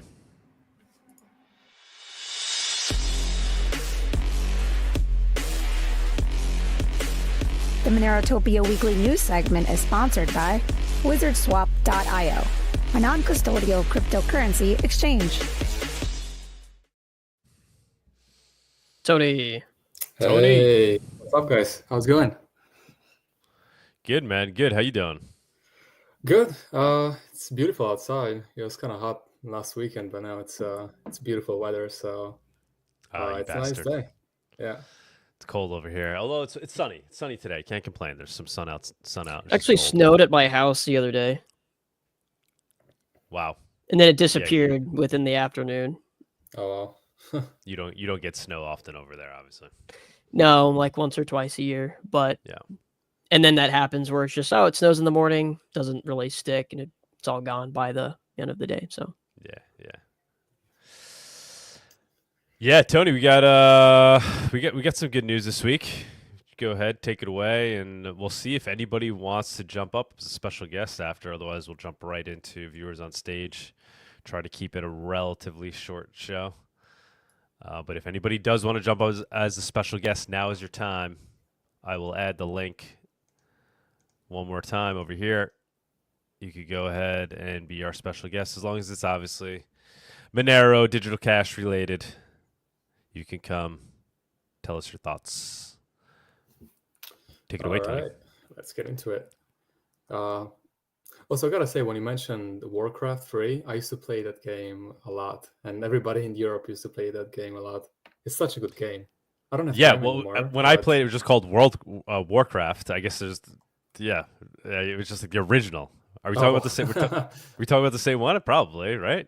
But it was just the first version of it. It was like, it's what you like. Everybody like. Is it like an your own- RTS, like a real-time strategy? Yeah. You're Like building Age of up Empires. Yeah, that's You're literally building up your Age of- army. You got your Yeah. farms. You're building your ships, and then you're going to Hell attack. yeah, Yeah. some fun stuff. Oh my Oh, god! so you played I the used to love- first one. Because there's Yeah, the first, the yeah. second, and I played the third. It was like the first type of that game. I think it was literally Wow. the first. Yeah, the It first. came out in 1994. Yeah, it was so good. Oh my god, their It's a really modems good going. game. Psh, It's a really good I'd be game. calling my buddy. You're like, yo, sign on now. Get spark it up. And my parents be still coming doing down. the Get off the phone. We gotta use the phone.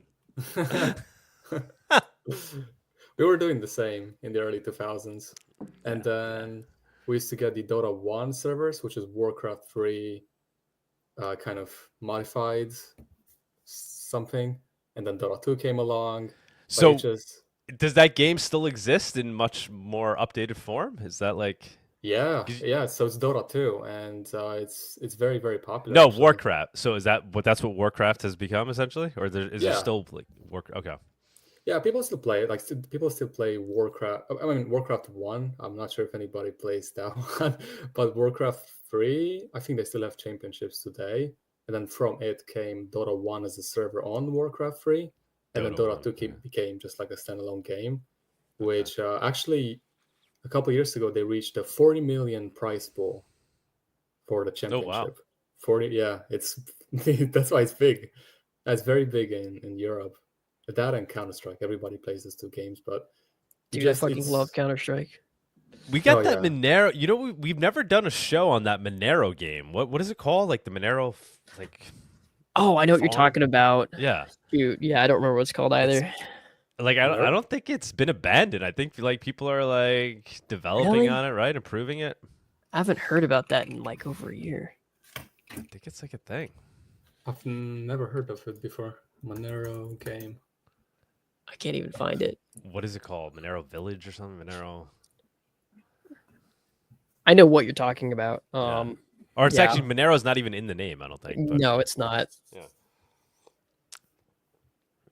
it's on the tip of my tongue.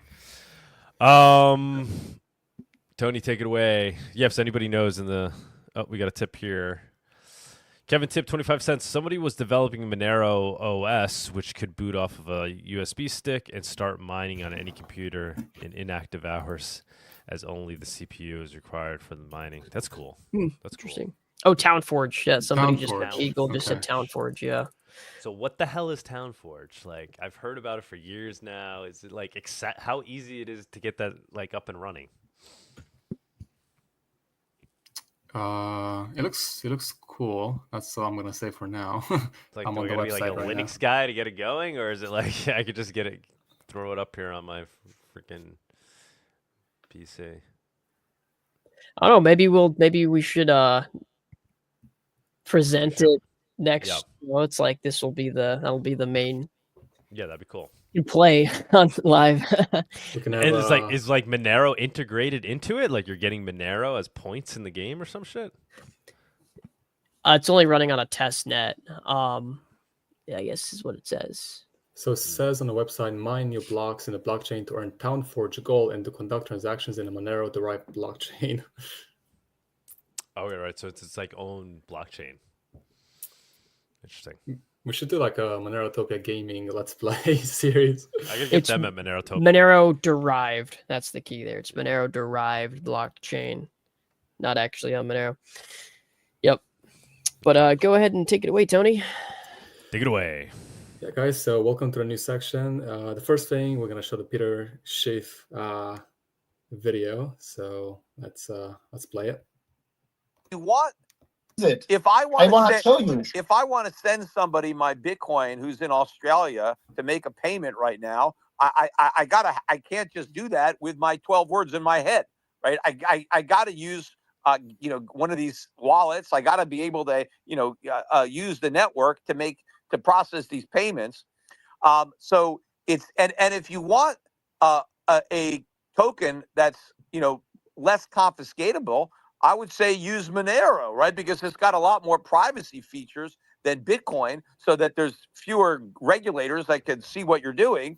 I mean, you don't need Bitcoin for that. But I think, But if you go that route, then you can say that Ethereum is better. Is it? if I I want to see what the guy said next. But I've been following Peter for a couple of years. I've been following him since I used to be a Bitcoin maxi, actually. And I used to read his stuff back in the days, and they used to actually make sense to me. And then I just got rid of my Bitcoin maximalist ideology. And then, yeah, I like what Peter is saying and posting. And finally, he did say the. I mean, he's very Monero clearly word. saying Monero. He's not like use something like Monero. He's like Monero is the tool that's like the most usable for that purpose, which is awesome. Like Peter, he's the BTC maxis have been making fun of this guy forever, obviously, because he's been aware of Bitcoin from the early days and has always kind of protested it. But like Bawdy said, he sticks to his principles, and at the end of the day, his arguments pretty much align with what what a lot of us here in Monero say with regards to Bitcoin. That it's no different than an NFT. It's not digital gold. It doesn't have any base utility as digital cash, and because of that, it really has no base value. And so as soon as people stop believing that it's digital gold, what is it? And this argument that it's this protocol for transacting value peer to peer. Well, there's just protocols that do that better. Like if you need to send money to somebody, you're going to want to send it privately and anonymously by default.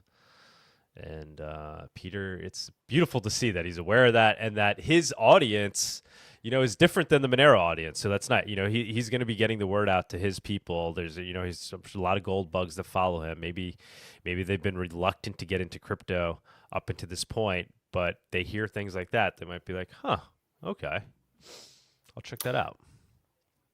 Yeah, I like that he actually said the word Monero, whereas last week when we were listening to Jack Dorsey and Jack Muller, they were talking about Monero around Monero, but they weren't actually mentioning the word, and that's what most of the imagine do. if Peter came out as became a Monero guy, like the Michael Saylor of Monero. It would be a genius move on his behalf. He could really, really take it to new heights in terms of shilling it.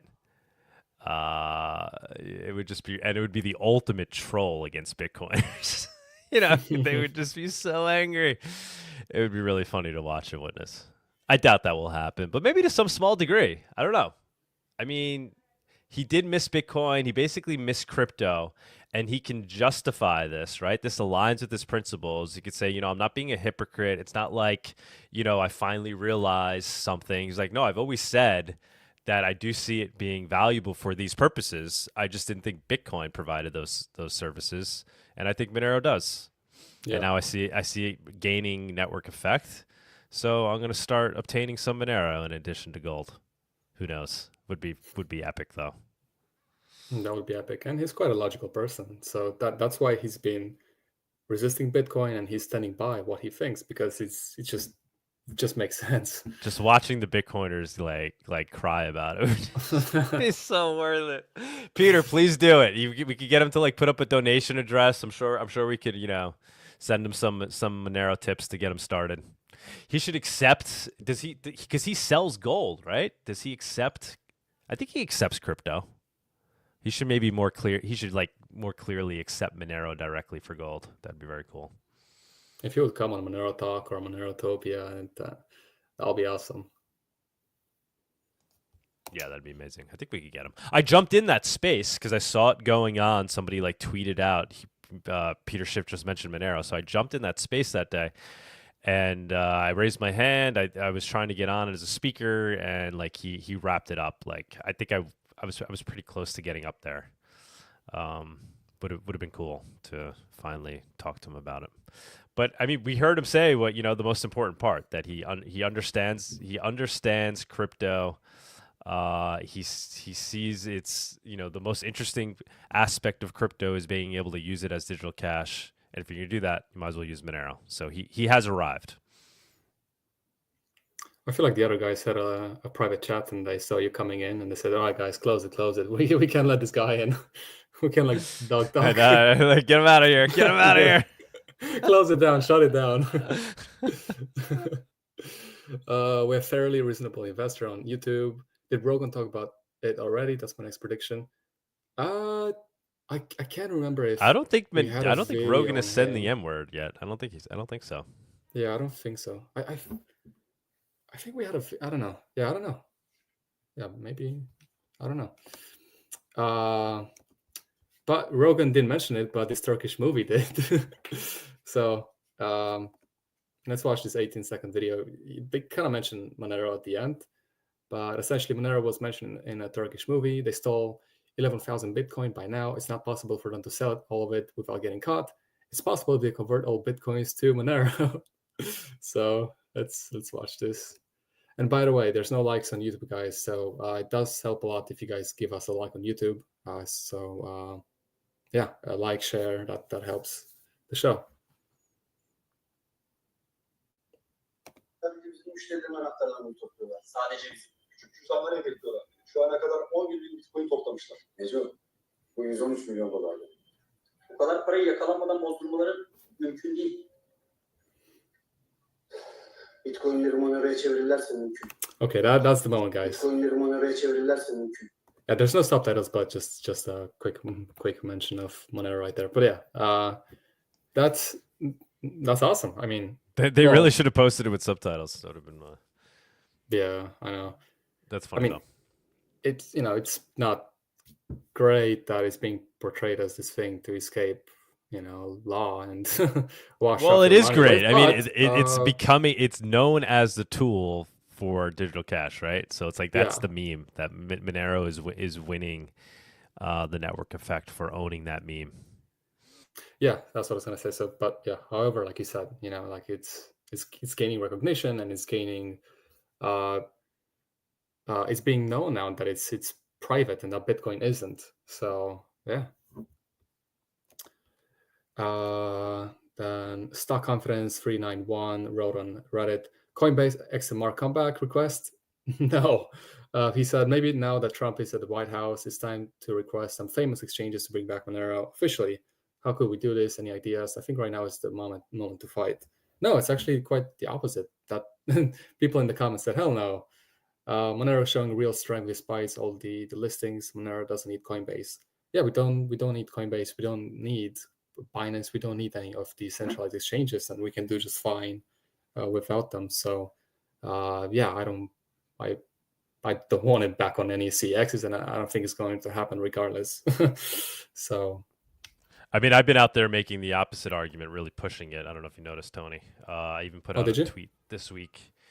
Yeah, I mean that's been my take. You know, I think now is the time, and that's probably where this post is even coming from, because we did a Monero Talk show on it last week. We did a Spaces with Stoic, and kind of had a little roundtable discussion on it.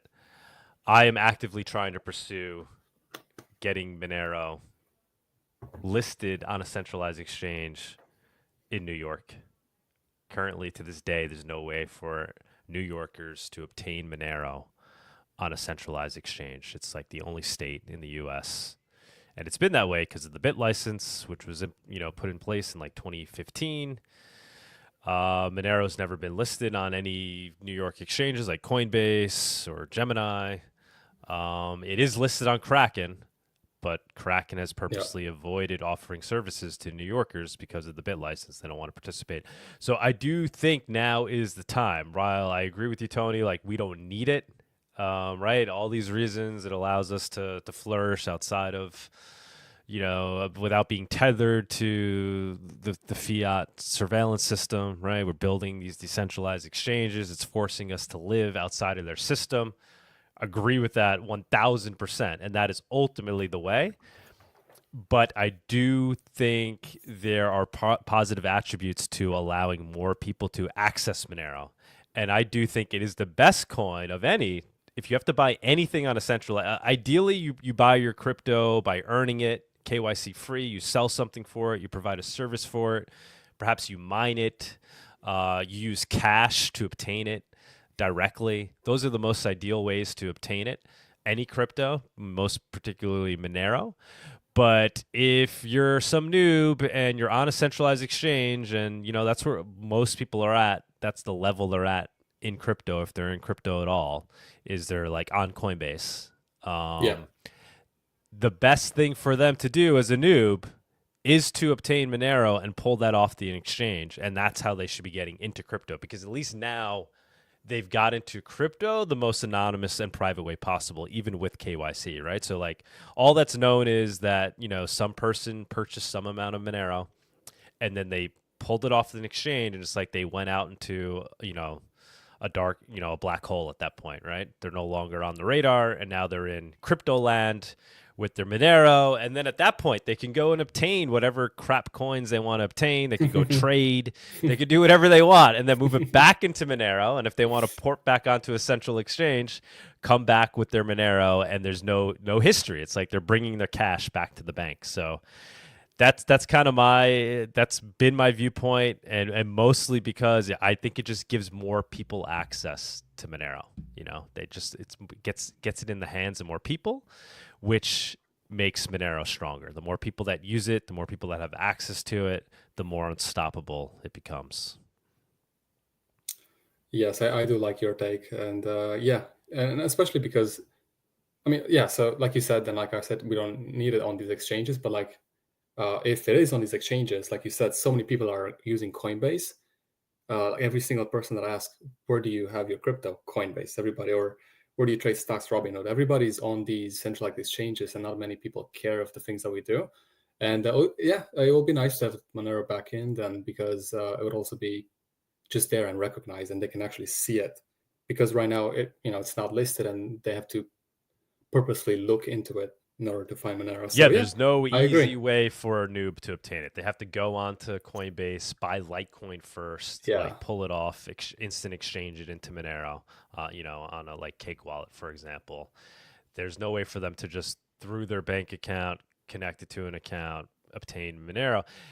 And what's crazy is they can do that with not only Bitcoin and Litecoin and whatever. They could go on and they could do that with Trump coin. With Trump coin, it was easier to access Trump coin from the first moment it was launched than it's ever been easier to access Monero, which is just crazy if you think about it. And it just shows you how backwards the regulation is, right? That like the whole purpose of any of these regulations, or one of the main purpose, what the purpose should be, right? What they sell the purpose as, is to protect people. And here we are in a scenario where crypto's been around for like almost 15 years now, and yet the crypto that offers the most base utility, people don't have access to. But complete shitcoin meme coins that are just used for gambling and end up hurting 98% of the people that buy them because they get rugged. Oh yeah, you could access that without ease. So like it just from a policy standpoint, it doesn't make any sense. It just shows you that the regulations are not working as intended. And all we're doing is cutting people off from true utility and just directing them towards shit and gambling and, you know, being able to participate in debauchery. And I think Coinbase likes it because their fees are so high, and they know that if they have these shit coins on the platform, a lot of people would want to buy it, and it's very easily accessible. And they make so much money from the fees that they don't really care that is going to scam people. You know, I've actually went on the subreddit for Coinbase, and every single post is a complaint. Somebody got scammed, something about shit coins. It's insane. But MeGold66 said on YouTube, Monero would outlive every CX that is around today. Yeah, I agree. Yeah, I agree with that. Simon, I mean, I ultimately see Coinbase as the AOL of crypto, right? It's like it's the bridge that bridges noobs into crypto, just like AOL bridged noobs into the internet. People thought they were on the internet when they were on AOL. You guys are like just like back to the earlier days, right? Like when people were playing Warcraft 1, they were also getting on the internet via AOL, and like they thought they're on the internet. They had like the forums, but it was all on AOL. It was completely walled garden, right? And that's what Coinbase is. It's the walled garden of crypto. It's very noob friendly. You think you're using crypto, meanwhile they're holding your coins and whatnot. But there's life after that, and that's, you know, once the walls are torn down and true crypto blossoms, just like the real internet blossomed, and that's when Monero will really thrive. Yeah, I like your take. And also, actually, since we're talking about Coinbase, I've seen a couple of posts on the subreddit where people complain about because Coinbase has so much information about you that some people got their Bitcoin or crypto moved around by the platform itself, and they didn't even have an idea about it. If you want to look into it, go on the subreddit. It's crazy, but people had quite good amount of crypto moved around out of their wallet without them even doing that transaction. It's crazy. Chofer saying, Ron Doug, the policies do make sense and they are working as intended. Wink, Fiat right don't want to be replaced. Yeah, I agree. I mean, yeah, that's the true intention of these policies, right? Is to cut people off from something like Monero that would allow people to truly opt out and create a parallel economy outside of the state surveillance system. But, you know, the way they sell these regulations is that they're using it to protect people and to prevent, you know, financing of terrorism, to prevent money laundering, to prevent people from being able to you know, get pulled into scams. But yes, we all know the real reasons for these regulations. Lucifer said, if I buy Monero off an exchange, every Monero transaction after that I do, if the price goes higher, it's going to be a taxable event here in Australia. Yeah. Okay, so let's move on. And Simon asked, Tony, are you Hungarian? I'm Romanian, but my grandfather is from Hungary, so my last name is Hungarian. Yeah, I only know how to say Sia and Michinas. But there's been a huge hack at Bybit, probably the biggest hack as I know. But North Korea now owns more ETH than all of the Ethereum Foundation, Vitalik, and pretty much everyone else added together. And this is what somebody else said on X. And they also said, to be honest, I'm more bullish on Kim Jong-un than any EF soy boy. Can't wait for him to make an official North Korean meme coin now. And if we go on the Cointelegraph article, so Bybit hack withdrawals, top 5.3 billion, but reserves exceed liabilities. So they got hacked, $1.4 billion. And obviously people try to get out of the platform. Overall, $5.3 billion in decline. This is marked as the largest crypto theft in history. And as far as I know, yeah. with attackers stealing more than 1.4 billion in liquid staked Ether, mantle staked ETH, and other ERC20 tokens. They did say Bybit's exchange reserves still exceed its liabilities according to its independent proof of reserve. Today's hack was massive, a tough hit for the industry. But here's the bottom line. Bybit's reserves still exceed its liabilities as their independent PR auditor. We've confirmed that user funds remain fully backed. And they said that we've confirmed that user funds remain fully backed. So Bybit has enough reserves to cover all user assets. Solvency remains intact. Security and transparency stay in priority. I've heard some different takes on X, but yeah, if everybody's getting their ETH back, that's been stolen, great. But yeah, it's when you think of North Korea, it's kind of funny and not funny how they're just basing themselves out of hacks and nukes. That's that's the only thing that they're working on, just how to bomb the world and how to hack the world. It's what a crazy communism. And now this one is interesting. I think we talked about Apple last week or 2 weeks ago, and we've been talking about how the UK wants Apple to remove their security from UK's Apple users, and I guess it's official. So 1 week later or 2 weeks later, but Apple surrenders to the Labour government and removes highest level data security tool for Apple users. The government now has access to its citizens' messages and camera roll. This is the biggest breach of privacy Western civilization that has ever seen. Britain is in big trouble. I mean, I've expected a move like this from the UK, but I've been thinking if Apple would actually do something like this, and I guess they did, because they care about the market cap, they care about the profits more than they actually care about security. And I was thinking, will they pull out of the UK, just withdraw their services? Of course not. UK has a lot of people. So I guess, yeah, Apple is rolling back advanced data protection from iPhones in the UK starting Friday. How insane this is. Without ADP, Apple and the UK government could decrypt iCloud data.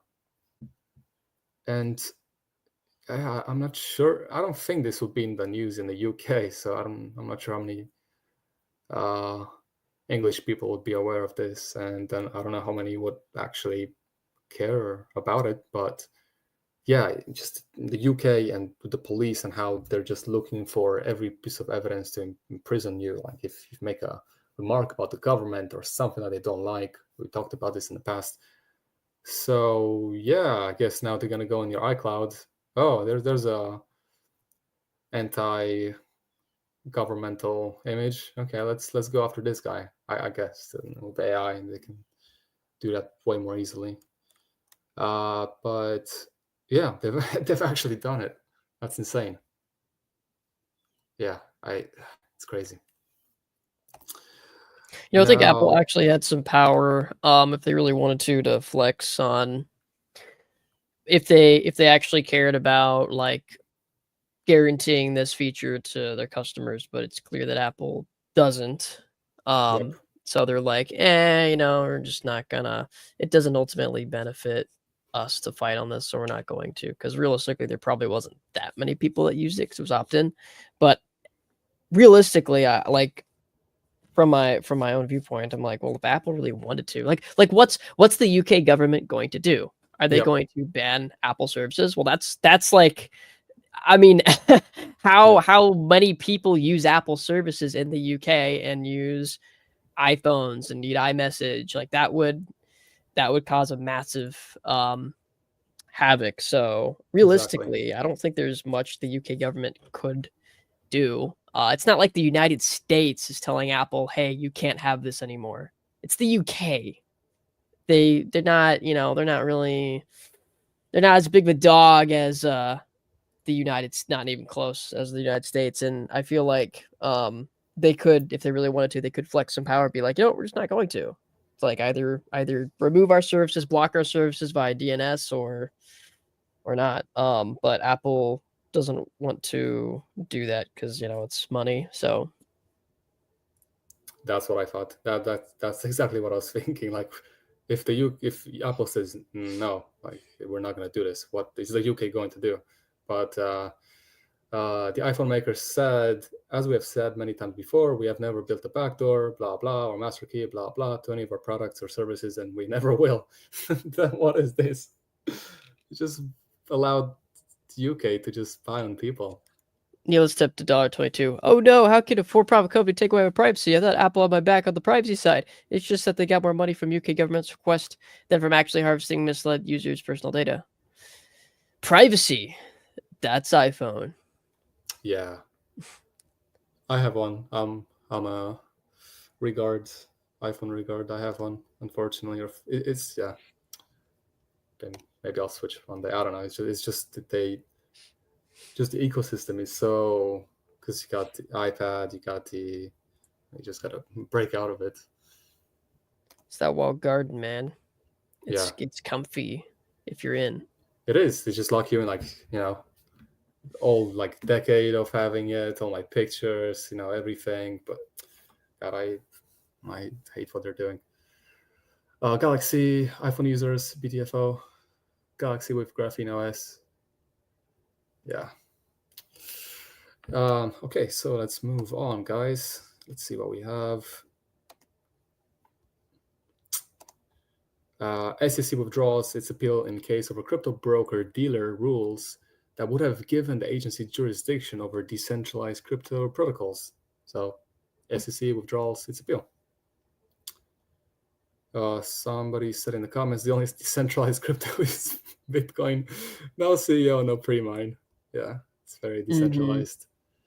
Press X to doubt. Yeah. So decentralized. Okay, let's talk about this topic for a little bit. So Microsoft CEO wrote about their new quantum computing breakthrough that they just had. So he said on X, most of us grew up learning there are three main types of matter that matter: solid, liquid, and gas. Today that changed.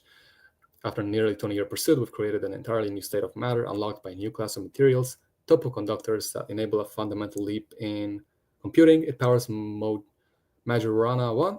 The first time I read this, I thought he wrote marijuana 1 or something else. I don't know why, or Mojang. I don't know why they named it like that. But anyway, the first quantum processing unit built on a topological core. The qubits created with topoconductors are faster, more reliable, and smaller. And he said, imagine a chip that can fit in the palm of your hand, yet is capable of solving problems that even all the computers on Earth today combined could not. And then he provided a picture of Majorana 1 right here. And then if you go on the Monero subreddit, we talked about this last week, but people are concerned about quantum and potentially breaking encryption, breaking into Monero. So somebody asked if is anyone concerned about the Majorana 1 announcement? So he talked about it, but last week, and then we have in the comments, RB Runner 7, chapter forward secrecy in my recent Carrot review. So we kind of talked about it last week. If you haven't seen this post by RB Runner 7, I highly encourage you to. It's about Monero's next hard fork. It's going to be a huge update, and it's a very, very important update. So I highly encourage you look into it. It's very exciting what's going to happen. But yeah, with forward secrecy, essentially, he said he will try to explain in more detail in a later post what that means. Thus here only a quick and simplified explanation. He said, thanks to forward secrecy for transactions done using Carrot, even a fully working quantum computer won't be able to break their privacy in many important scenarios. Carrot picks some pretty sweet low-hanging fruit, so to say. So he's going to explain more about forward secrecy in future posts, but I suppose that we are okay for now. And yeah. Let's see. Talk about this. Pavel Rusnak wrote on X, if you're using Lightning network nodes older than 0.18.5 and or Lightning terminal older than 0.14.1, stop what you're doing and upgrade immediately. thieves are draining funds using exploits that were fixed in these releases. And then crypto nator lead wrote on X as a response, just Lightning Network things. Brother, it is 2025 and nothing works, just abandon it. And he said, no, I'm not a hater. It just simply doesn't make any sense to put resources in it anymore, does it? Let's see. Okay, then let's play this video with Elon Musk, and then we're going to get into something interesting, and I'm curious what you guys think about it. But Elon Musk said we should do a live stream walkthrough for Knox to verify if all the gold is there. So let's watch this video. What's going on with? Tell us about Fort Knox. Yeah. There's Kentucky. It's a military base. It's a ton of gold, tons and tons and tons like of gold. 5,000 tons of gold, or 5,000 tons of gold are there in the ground, and like this. I mean, it's a very secure I think thing. we all want to see it. I'd love to see it. Like, this is your gold, by the way. It's the public's gold. Do you think it's not there? I don't know. But I think we just want to see it. Yeah, we want to go see it and just make sure, like, somebody did spray paint some lead or something, you know? Yeah. Like, is this real gold? Fight at the bar, you know? Didn't then. But I think, honestly, you know, part of this also is just like, let's have some fun and you know, like I said, all this gold at Fort Knox, it's the public's gold. It's your gold. So, like, I think you have like a right to see it. Take a tour? You know, yeah. I think we should have do a tour. And then the president last night was like, I think he's in favor of it. That would be cool. And then it should be like a live tour. Like, you can see what's going on, open the door, like what's behind it. Well, and there's, you know, I think I'd watch that. Oh, are you kidding? Yeah. I mean, what is 5,000 tons of gold look totally. like? How big is that? Is it the size of this? It's got to be pretty big, you know. It's got to be a lot of gold. Maybe there's some other stuff in there. Like, just walk around. Like, I don't know. Maybe they got some other stuff in there. Are you thinking about auditing the Federal Reserve as well, which is obviously yeah, sure. Regulatory economy. I like the this post that this image that somebody posted. Paint faster, it Doge is almost here. And they're painting some bricks. Yeah, so I guess he's gonna live stream from for Knox to see if the gold is actually there.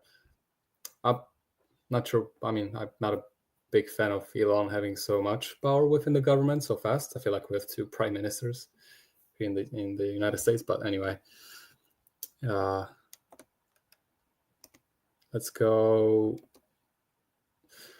Yeah, so let's talk about somebody posted on X some potential evidence that Jack Dorsey could be Satoshi Nakamoto. So yeah, I'm gonna read a couple of the slides, and I'm curious what you guys think about it. Yeah, there's some interesting synchronicities. The people in the comments are not so nice to this guy. So I don't know what to think, but he put in quite some work. So let's read into it a little bit. So is Satoshi hiding in plain sight? Jack Dorsey versus Satoshi Nakamoto. Numerology connecting the Dorseys, Cryptonomicon and Bitcoin, Mint Plaza. So is Satoshi hiding in plain sight? The key evidence consists of numerological and symbolic alignments, Bitcoin milestones aligned with important dates in Jack's life, including his parents' birthdays. That was interesting. Fascination with cryptography and decentralization, proximity to key locations. Jack residence at 2 Mint Plaza near the historic US Mint ties symbolically to Bitcoin's branding. This location was coded into early Bitcoin transactions. Actions coinciding with Bitcoin's launch, ability and motive. Just his background of scales, network, and philosophical ambitions. Ongoing references and behavior. Let's go on to the next slide.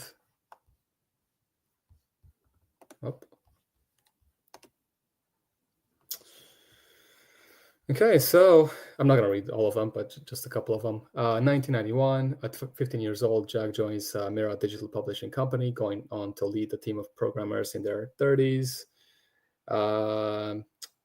Then let's see. May 2003, Jack Dorsey describes his interests, including cryptography and pseudonyms, pseudonymous identities, late-night programming, and nodes. 2003, Jack blogs, I also wish to end my dependence on the American dollar, and in that vein, I'm setting up a bartering network. March 2005, .dnet adds a link to white papers. The only document is about electronic checks. 2006, Jack co-founds Twitter, becomes CEO. He tweets his favorite fashion designer is Issey Miyake, who is from Japan. May 2007, Satoshi Nakamoto claims he started working on Bitcoin at this time. So there's that.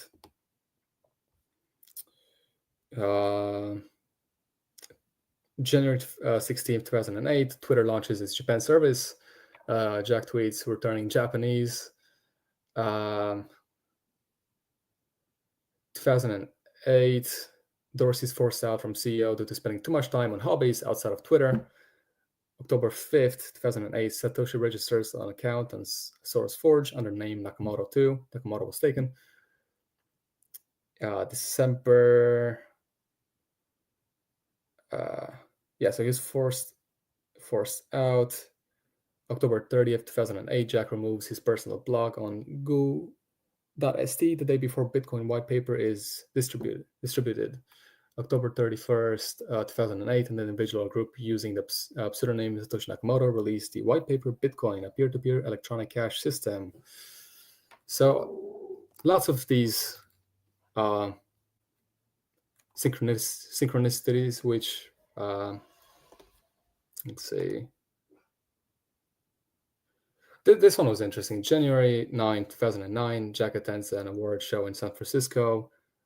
January 10, 2009, Satoshi accidentally logs into IRC from a real IP address in California. So there's a lot of stuff like this. Now, is he the actual Satoshi Nakamoto? This guy put some compelling evidence. There's a lot of synchronicities, but I don't know. And but a lot of people in the comments tend to not agree with that. And let's see. Actually, let's skip to that. But I encourage you guys to look into it. It's an interesting and long post. Some people said amazing take.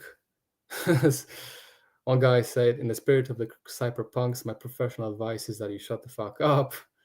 If you understand Bitcoin, you wouldn't ask Satoshi. Lots of stuff like that. This looks like a shitso post. Yeah, so I don't know what you guys think about this, but I guess it's worth a read. I don't know. Now, okay, and the last thing, let's listen to this Zcash or anthem, Born to Comply. It's a minute and a half. This is so good. That'll be it.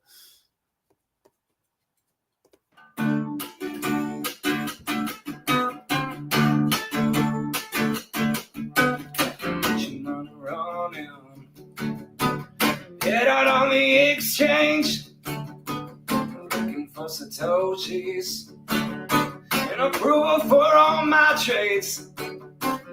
Yes, Zcash gonna make it happen, make a coin that they can trace, abandoning all your principles and rest out in place. I like our taxation. Anyway, they tell me, give me regulations and banking integrations. Yes, Zcash gonna make it happen, make a coin that they can trace, abandon all your principles and crash out in place. Like a Jews have a story, we were born to comply, and we can fly so high. Never wanted to fly, born to comply,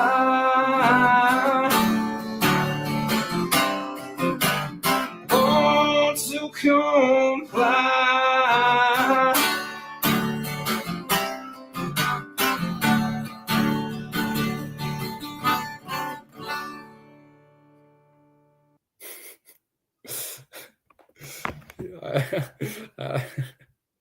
I like this song.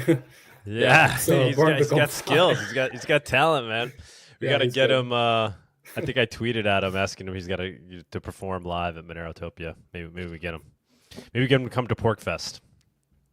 That'll be cool. Yeah, he's good. Although a lot of Zcashers come to Port, and no hate on the Z. Come on, it's just good. It's just fun. It's all good fun. Maybe you can put out some other tunes, some pro Monero tunes.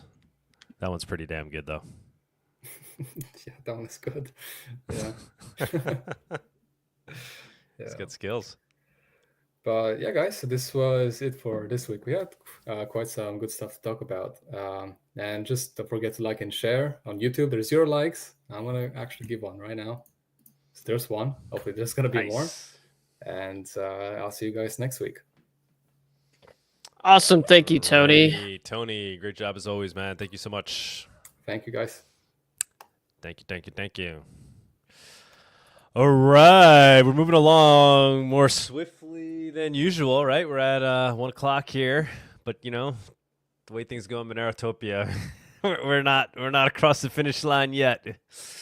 Let's go ahead and do viewers on stage, and if we do find somebody that we could put up as the special guest for this week, we will. Otherwise, we'll leave it at that. Yeah. All right, let's do it. It's the Viewers on Stage segment. It's that time where we invite you, the viewers, up on stage to comment on anything you've heard so far today, ask the guest a question, or maybe talk about one of the news topics. Come on down. All right. Alaskan sir, how's it going? I did have something else I want to bring up that I just saw during the news segment, so I didn't have the link in originally. That is a little interesting. I think some people might be sensationalizing it, but What do you got? there was some research documents dropped from Rucknium yesterday, related to OSPEAD, OSPEAD, which is the optimal static parametric estimation of arbitrary distributions for the Monero decoy selection algorithm. Which theorizes being able to reduce the effective ring signature size from 16 to 4.2. Basically, it goes into some ways that adversaries can more accurately determine the real spend and sort of get their chances up a bit higher. And I haven't had time to actually look into or read all this myself because I only saw it just a little bit ago. Some people talking about it, but this OSPEAD itself, OSPEAD, is basically a proposal to raise the ring signature size to a specific level to reduce this possibility of adversaries being able to get this certain percentage of a probability of guessing the real spend. But obviously this will not become a thing as full chain membership proofs are already around the corner and going to be in the next hard fork anyway. But if you want, I can read over a little bit of this. The results summary. Yeah, maybe we get Rucknium to jump on. He presented at the last Monerotopia, so I guess this is a new new study he's done, because I know he's been keeping an eye on this for quite some time. He's done studies in the past. Well, so this is new research. I don't think it's new research, but it's research that is like new to the public. But I think this research has been going on for a couple of years.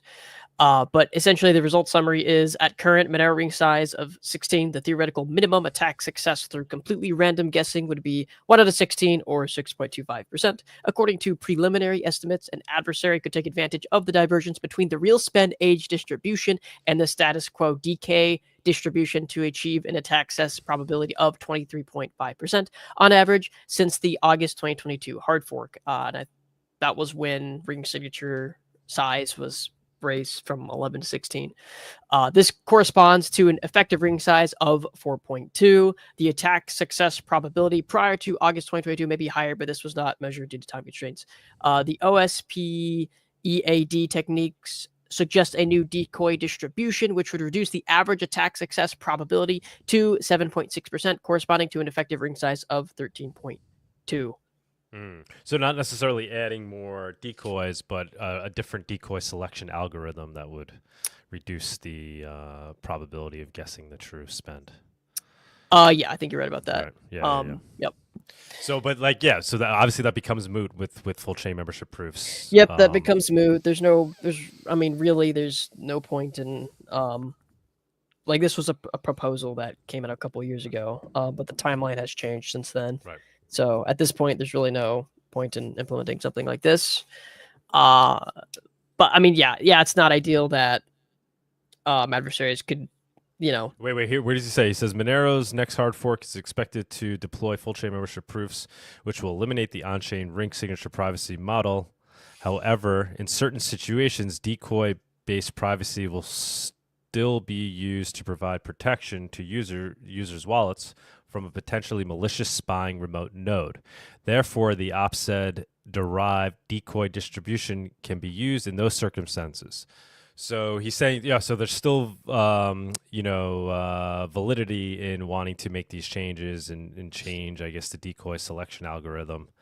I don't fully understand that, but for preventing malicious node attacks, I don't know. We need to get Rucknium on here. I don't know. Somebody's got a full. Yeah, I thought full chain membership proofs would just eliminate that, like make that all irrelevant. But I understand there's still obviously that at that point the weakness will be the only attack vector in terms of privacy, or the most potentially dangerous one is on the network level with the malicious node. But I don't fully understand how that ties into the decoy selection algorithm. Yeah, I don't know either. If somebody, maybe Alaska, I'd be or interested Bawdy to hear or- from someone who could actually speak to that more directly. But yeah, you're right. It's not raising the ring signature size. I think I misread that earlier. It's interesting that he said I actually it's still can speak to relevant, that. even It's basically post- the decoy selection algorithm. I can speak to that in the sense of, what I've heard from other developers. So effectively, one of the problems we have is sync times, right? Like if you have, say, Cake Wallet and, they're serving you up blocks, and you have to scan every single one of the blocks and every transaction in the block for your transactions. And so the idea is that you could do this kind of randomization where, like, let's just say Cake Wallet would be serving you up not necessarily every transaction or every block, but just the ones that are relevant to you. But how do you determine which ones are relevant to you?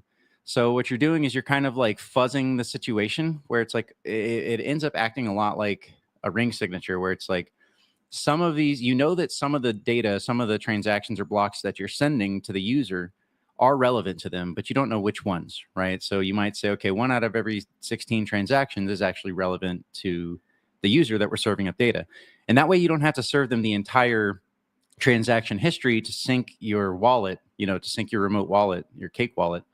And that way you can have faster faster sync times on your mobile device, because that is kind of a little bit of a problem we run into. So that's completely a user decision, right? In the same way that you can currently choose to share your view keys and degrade your own privacy, it's the exact same thing. Like, your privacy does not have to be degraded whatsoever if you want to use Monero in the most secure fashion.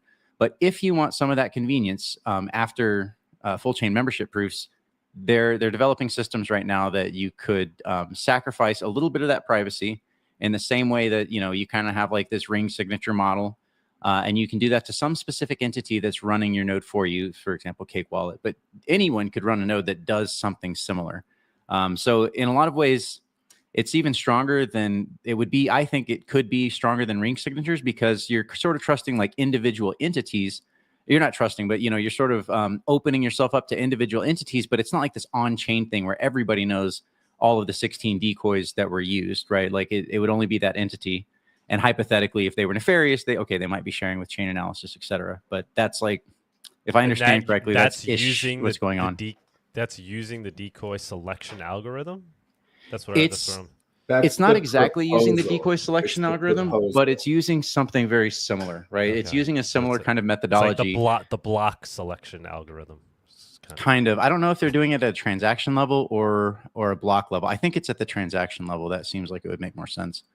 But still, like, you see every transaction, and so like you still have to decide which of those transactions to select. I don't understand the details, so that's why I'm sounding very fuzzy on that. But it's something like that. Hopefully that makes a little bit of sense. The guys smarter than us are working on it, but obviously, don't trust verify. But we're trying to understand. Yeah, Alaska, I don't know if you have any takes on this. Well, sync time has its own security question, so I usually try to look at these things from the circumstance of, okay, well, what about the individual user security in the physical world? And if buying and selling and using and starting to use Monero has these complicated sync time questions. So if I start using Monero, up the street when I get my change back from like buying a shirt, and then I go down to the fuel station and I now need to use Monero to, buy some fuel, but let's say it's next week. You have a couple of things going on. You have a location question. Is your location being obfuscated? Then you have a question of when you go to confirm your holdings on chain. So in other words, when you go to claim your outputs on the ledger, how long is this taking? Because it's not just a question of searching, the nodes and the chains and all that. You can even figure out how long sync times took if you have a sufficient camera. Like a fuel station is going to have a camera watching you get fuel. So sync times can pose a lot of unique threats in the physical world. So getting those down, even if there's this question of what about node security? So if you're not scanning the whole blockchain, how are you obfuscating the fact that it's your wallet scanning the chain? So you still want some kind of anonymity there, but you also have a priority of trying to fix the sync time question. Now, people who are power users of Monero keep their wallet synced, or they have some background method, or a Nodo and a light wallet or whatever is one approach. But the typical user is going to be using a smartphone, and they're going to sync when they need to spend.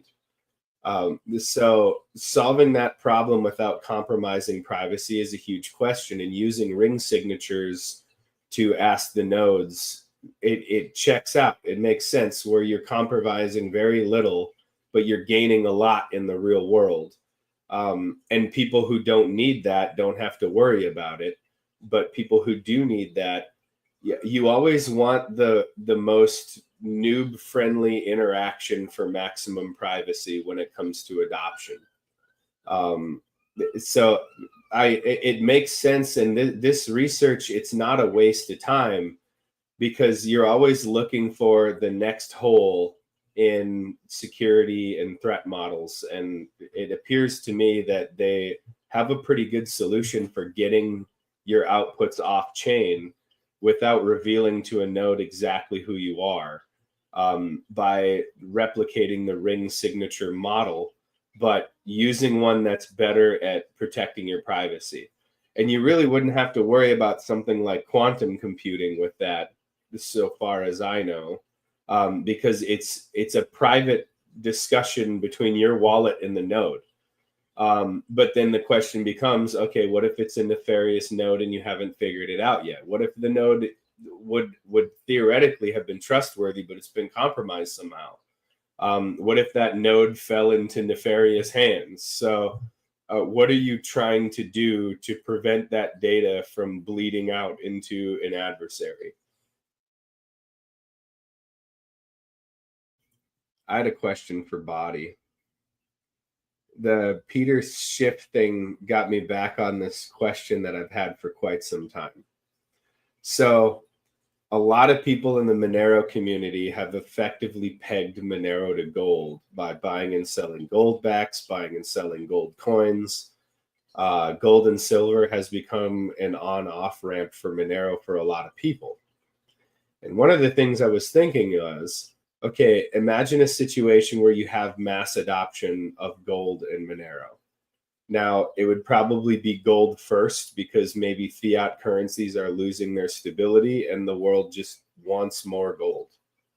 So if you have Monero pegged to gold and gold pegged to Monero, and people who are using gold start to look at this digital cash the same way that Peter Schiff has been talking about it for quite some time, and they're led to Monero. If you have three supplies, you have dollars, gold, and Monero, and one of those supplies for your currency is falling. That is to say, the dollar. It's becoming less and less relevant in its uses. People don't find a use case for it. They don't like storing their money that way, and so on. In theory, wouldn't that mean that the new digital cash and gold or silver would be eating up that market share? And because they're pegged, they would rise relatively evenly. Yeah, I mean, there's quite a lot to unpack there. There's some stuff that I probably wouldn't totally agree with. So I wouldn't really see Monero and gold being pegged. If they're coming from the same sort of group of people primarily that have the same interest and they're like just reallocating one to the other, they would kind of be anti-pegged in a way, right? Because you have a limited liquidity pool that happens there. And so when people decide, well, let's get into Monero from our gold, let's sell our gold into Monero, obviously that's selling pressure on the price of gold. But the other thing too is that gold is massive. Like, I mean, it's a central bank reserve currency, right? Maybe not currency, but it's a central bank reserve, right? The United States holds like 10 trillion tons, I think. China allegedly holds like 6 or 7 or something, but they probably hold more than that in secret. And the gold market, I mean, just it's $20 trillion, right? It just massively overshadows Monero in every way possible. And it overshadows Bitcoin too, to a pretty significant extent, right? Like to the tune of 95% versus 5%. So I wouldn't necessarily consider them to be pegged at all in any way. And no one really uses the US dollar. I shouldn't say no one, but very, very few people really use the US dollar as like any kind of long-term storage mechanism. Nobody wants to use the US dollar. So yeah, I mean, I'm not sure that, any conclusions reached on those bases would really be a stable conclusion, if you will. That's a very good point. But in the context of the anti-peg part, because now I have different gears turning here. Okay, so would you, in this, once again, this hypothetical scenario where you have a digital cash, and I imagine it to be Monero because I'm totally biased, and you have this situation where people are switching back to valuing things in gold. My question would be,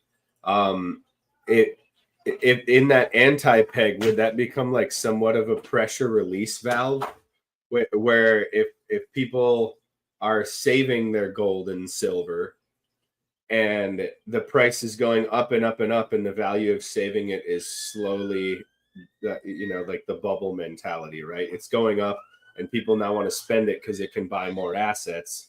Wouldn't there be a move to the digital currency because it's like more trans-border liquid?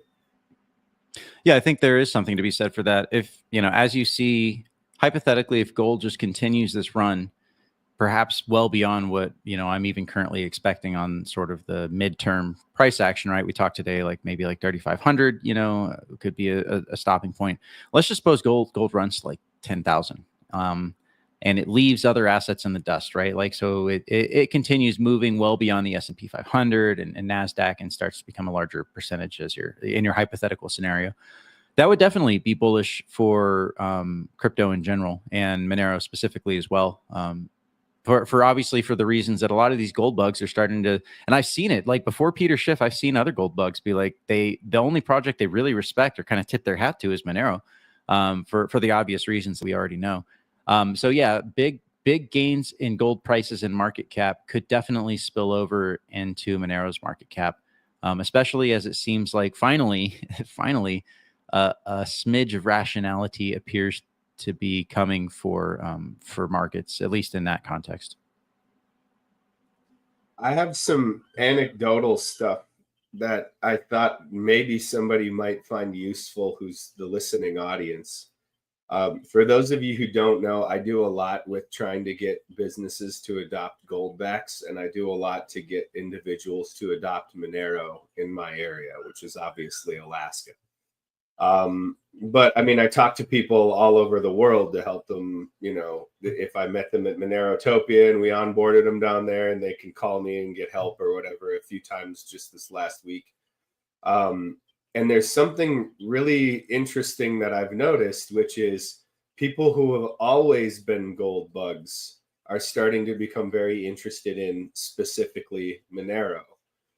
And the source of their concerns for, you know, like the reason why they were always in gold, we all know if you've dealt with gold bugs before, but they're becoming more interested in Monero because they see the writing on the wall on the fact that the dollar is going to use its utility if the government continues down this path.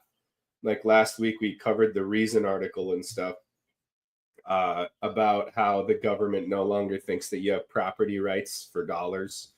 But in their own lives, they're seeing how, you know, compliance with taxes is just getting more and more impossible, or using a credit card to take payments over the internet is just becoming less and less secure and less viable. So all of a sudden they're starting to ask me like, okay, how do I accept Monero for my business? And what if I still want to keep it like tax compliant and all of this other stuff? People who were not interested in that, but they were very interested in the goldbacks, now they're coming to talk to me about like Monero and how to use a wallet and so on. And I continue to find that user friendliness is still the main adoption issue. Because most people, they're not even smartphone proficient. But then when they ask some of the what we consider basic questions, like, okay, so what happens to my Monero if I lose my phone? Like, they don't understand that it's a ledger and you can get back on that ledger with your seed phrase, even though you kind of explain it to them. You have to explain it a lot better. You know, like, this is your ticket to get to your funds that are on chain. It's not stored on your phone kinds of things. Where I'm starting to realize now that if we wanted to be more efficient with adoption, we have to do a better job explaining that blockchains are a ledger. They're not stored on your phone, because when we sell it as digital cash and then we call something a wallet, they think of it as though there is this Monero that's in the wallet on their phone. They don't think of it like their wallet is fetching data from the blockchain. There has to be a better way to like brand it or name it, where the concept is baked into the words instead of the way that we are.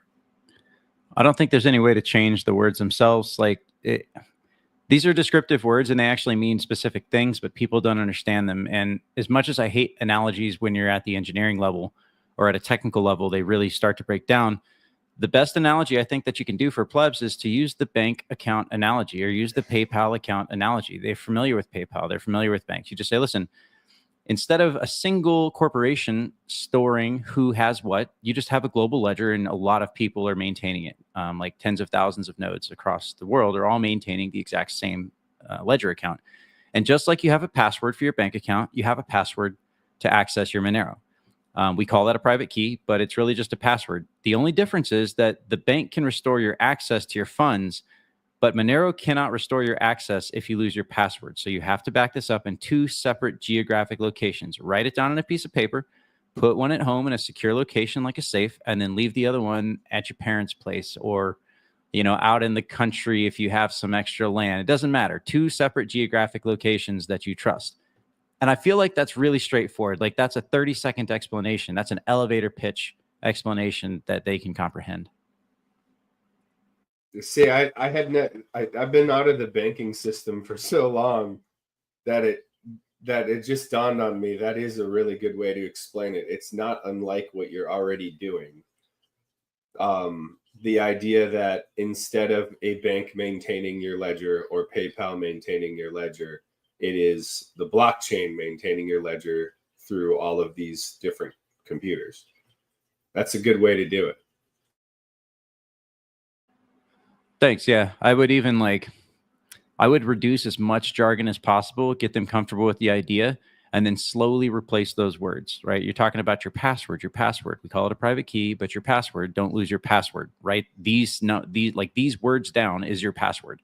We call it a seed phrase. You know, like because they understand all the concepts, it's really easy if you can it's exactly like history class. You remembered the story because the story was kind of cool. You're like, oh yeah, and these guys invaded these guys, and you know, they were kind of bad dudes, but then, you know, a few years later, they regained their territory, right? And it's kind of like story time. You remember the story, you're like, but what date was that? You're like, fuck, the War of 1812? Like, I don't remember. It's the same thing. Like, jargon is difficult for people to internalize. They're like, even just think of yourself when you step into a new arena and you hear a bunch of new words and you're just confused by the words and you're like, okay, well, this word means what? And it compares to how? But if you just put the idea out there to the thing that they already know, and you just say, hey, instead of Bank of America, keeping track on their servers, there's a bunch of there's 10,000 individuals out there just running their own servers that are keeping track of the ledger, and everybody is synchronized. And they're like, oh, well, yeah, that sounds easy enough. You know, or like people have done torrents, if they're fucking Gen X, you know, they're like, you remember when you used to torrent music before Spotify? That's the same thing. You just peer-to-peer connection. That's all it is. I'm like, oh, well, that's pretty cool. They immediately get it. So yeah, use analogies when you're talking to plebs. Use simple analogies for stuff that's tangible that they're familiar with.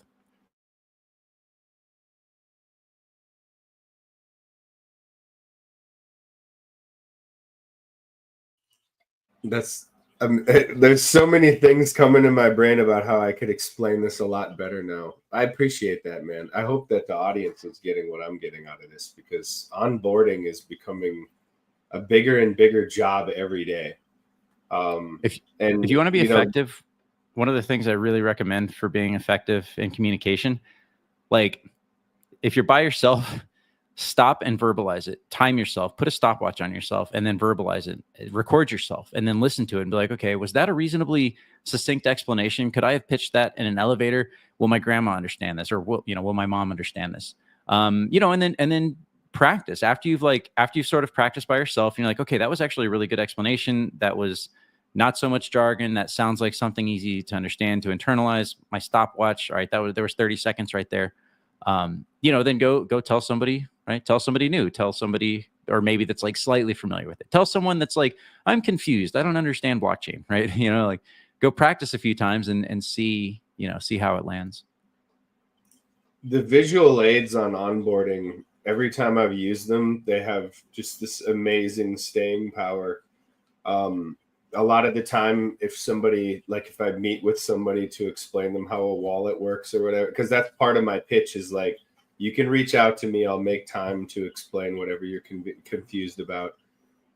If they ask for a one-on-one to break down how to use something, I try to bring one of the pamphlets that people make or that I've made or whatever. And even just a picture of the logo and nothing else seems to help a lot. Because they have a visual to tie the new dendrite connection in their brain. They have some kind of visual representation of this new concept, and then it brings it all back when they see it. And the reality is what you're saying. You're not the first person to tell me that, because when Doug started asking me hey, are you going to come on Monero Talk? And I was like, I'm way too private for that. But then I did a show, and then other people asked me to do a show. A friend of mine said, you should listen to the last one that you did and figure out what speech patterns that you need to make adjustments to or whatever. Make sure that you're spending time fixing your communication over these shows and stuff. So I actually, in spite of the fact that it's really hard to listen to yourself, I started listening to them again and finding all of these weird speech habits that I had. And then I actually started doing it for my day job, where I would record myself conceptualizing what it is that I was trying to say. and then I'd play it back for myself.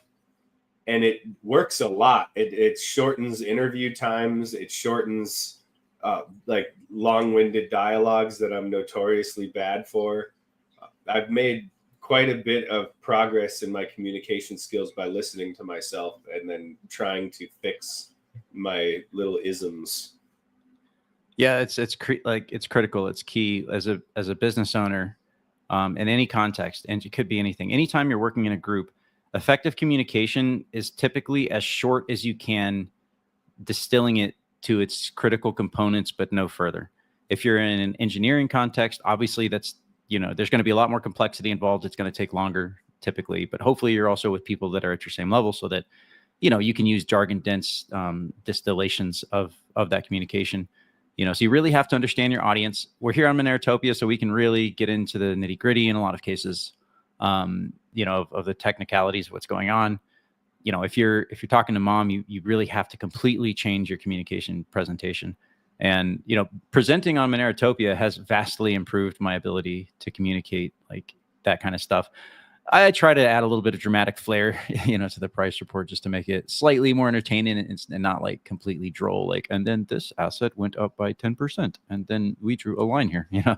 But yeah, it's all audience context dependent, 100%. And again, just reinforcing, like, you have to record yourself. You have to go back and listen to your own interviews, and you have to realize, okay, I repeated myself 3 times there. I didn't need to do that. Or, okay, there was this word that would have been better to use there. One thing I had a problem with was, like, I kind of tended to be a bit muted in my tonality and presentation. I realized, I can actually get more expressive with the tonality as opposed to like being a little bit more muted and, humble, trademark, exclaim. But yeah, you just have to decide, like, what kind of presentation do you want to make? In a business context, obviously, like, you wouldn't use the kind of like bro level bullshit that I tend to present on Monerotopia. If I was in a more professional setting, I would keep a lot of that a little bit more muted, but I would still try and be expressive with the tonality. So like definitely listen to your podcast, listen to your presentations, and then just slowly over time, I keep notes. Like, I'm like, okay, remember to do this. Stop saying remember to articulate your, all of your different things, all of your different words, your diction, etc. So I keep notes of the things that, like, I've had problems with in the recent past, and I try and keep that in my head when I'm presenting. One thing that makes it a little more awkward when you're doing specifically, especially what you do, Bawdy, but I've seen in more than one place where politics and finance are designed to be boring, precisely to maintain that level of control, because the ignorant masses, not only do they become more compliant, but they also, to keep them in the dark, gives you a lot of power over the ignorant masses. And then the excuse of, well, it was in the fine print, or we explained this to you, or you signed this. Those kinds of excuses become more relevant if you can make it nearly impossible to sit there and listen. And there's actually a documentary that it's a series. If anybody hasn't seen The Trust Game, it's amazing. It's Truth Stream Media did it. It is quite literally my favorite documentary of all time. I think it's the best work ever. The opening of that documentary goes into the fact that finance and trust are designed to be boring to keep you ignorant. And there's not much they can do as far as the quality of the document, or the documentary, as far as the content, unless they meet in the middle. They try to keep it as entertaining as possible, but the substance itself is intentionally boring. And when they want you to do something, like when they want you to do something, they put Jim Cramer up on the screen. Or if they want to get you in the, do the opposite Costanza mentality, they'll put Jim Cramer and put him on the reverse side. But when they it's like they want that disclosure thing. Technically, we told you, but yeah, like you said, the things of substance, they want to make that as droll as possible. There's this idea of like the bad guys have to get your consent. And some people go so far as to make it like there's this spiritual law involved. And I don't know, maybe that's true. But one thing that you can actually verify for yourself is as soon as you get somebody to commit to being wrong, or to commit to the lie, or commit to what it is that you're trying to get them to do, they are more likely to stick with their, it's like the first time bias and the normalcy bias. The idea that if you can get the person to at least start to go along with what it is that you're trying to make them do, they're more locked in than they would be otherwise. And maybe there is some kind of like spiritual law or some, I don't know, but I mean, there certainly seems to be, I'll give you that. But we know just from studies on psychology in general that people, after they've committed to something once, are far less likely to reverse their position than they are to critically think about it after they've committed. Yeah, it's an unfortunate fact of the limitation. Part of it, partially, is a limitation of our like cognitive capacity. Because there's so many things that I've looked at in the past, and I remember the conclusion that I made about it, and I'm like, how did I get that conclusion? You know, and if I went and studied again, I'd be like, oh yeah, that's right, X, Y, Z. But at the end, you're like, okay, it's like the law of leaky abstractions. You know, you've depended on your past self to have made a reasonably good conclusion, and you're depending on that conclusion for the construction of a whole bunch of other things, often part of a paradigm or a worldview, or even just decision making over stuff as simple as like, when do I smash the buy button, right? At least in the context of price, but in any context, we're all doing that. And so, you know, you have this problem where it's like, okay, I've abstracted away this whole thing that needed to be done, and I've gotten the output from what, you know, is kind of not a black box, but, you know, let's just call it a black box for the moment. But the problem is that the details of how you reach that conclusion might be interacting with the details of other conclusions that you're mixing together to reach some other type of, like, you know, derivative conclusion. And anyone that studied philosophy, like, you understand the problems of deductive logic and maybe axioms or problematic axioms, and how far that can take you. So yeah, I don't know. That was related to something you said, but just rambling on about philosophy. That's why everybody always needs to revisit their fundamentals periodically, whether that be in the chosen field or how you believe you know what you know generally. Building all of your things on sound principles also requires going back to those principles and validating that they are true, and then using them every time. There's another element to that, which is this concept of rebuilding your community. There's a proverb.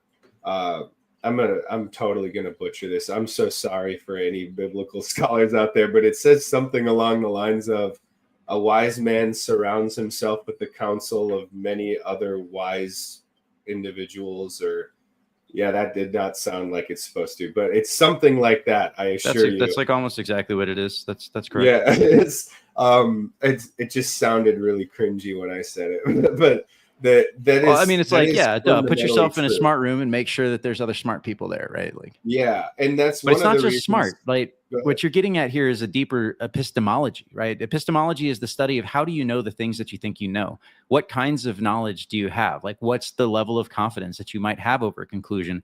What's the limit of things that you could even know in the theory of knowledge? Like, the study of epistemology is really important if you're trying to particularly understand the kinds of confidence you can assign to the things that you think you know.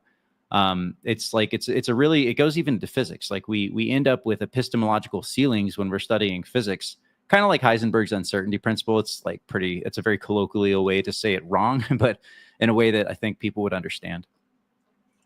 And one of the things is you can reverse engineer this to, for example, Monero. Monero can have the best everything that it's trying to be, but if you don't have a community of people that are buying and selling and accepting it as payment, then it's worthless. But you can do that also with security. I can have a lot of guns and a lot of ammo, and allegedly maybe that is the case, but it's not as effective as having neighbors I can trust that are also armed to the teeth. The squad-sized element is always going to be a more effective combat tool than even one guy with like a tank or whatever. You always want the group dynamic when it's possible, and then you can get several steps further than that. So, like, how are you getting your food source, and are they in on it? How are you getting your transportation needs met, and are they in on it? And the best tool that tyrants have by far is isolation, whether that be intellectually or socially or anything like that, because what is the first step of any abuser is to get you away from help. So, you know, you use the typical case study of like most people have either had that experience with either like the bad boyfriend or the bad girlfriend, where they cut you off from your family and they cut you off from whatever. It's very difficult for them to abuse you if somebody you trust is whispering in your ear that they're being abusive. It's very difficult to gaslight somebody and tell them that what they can see with their own eyes is untrue if there's other people confirming that what you have seen with your own eyes is in fact true. And we as a society have isolated ourselves far beyond what is safe for ourselves. And we have to rebuild our communities. And yes, that includes Monero. We know how we want to opt out of the financial system generally. But that means that people have to actually go out there and get adoption. They have to, and it doesn't have to be the whole world adopting. It's just like, is the guy that you're buying your milk from okay with taking payments in Monero? And then you do the same thing with your security. You do the same thing. And now we're even getting to truth itself, where it's like you will never have as much of a beat on what is true as if you surround yourself with other people who want the truth and they are checking you. And for those of you who might be starting a business or are, you know, doing something like that, that was one of the first steps for my little collaboration of individuals that I'm working with now. You've got to build the team, and you have to be comfortable with the idea of whenever we're going to make a decision that's important, all of us are going to strive to destroy everybody else's ideas as hard as we can. So you want to pick up X contract, well, then everybody else needs to try to find a reason why that's a bad idea until only the strongest elements of that idea stand. And then you resolve the problem. And then you do it again until you have really narrowed down what the most likely success case looks like. But that means you also have to be comfortable being wrong. And a lot of people, especially like recently, have lost their ability to be wrong and be okay with it. But my father actually was the person who taught me one of the greatest gifts that anybody could ever give you is to show you that you're wrong, because they have given you the opportunity to be right. So whenever somebody trashes your bad idea, the only appropriate response is thank you. And you have to stop looking at the delivery mechanisms or the tone or whatever. If they say it mean, if they're on the attack, now that doesn't mean you should be mean or be on the attack. But I'm saying even if the person who has proven that you are wrong is being a total dick about it, it doesn't matter. They have given you a precious gift, and the correct answer is thank you.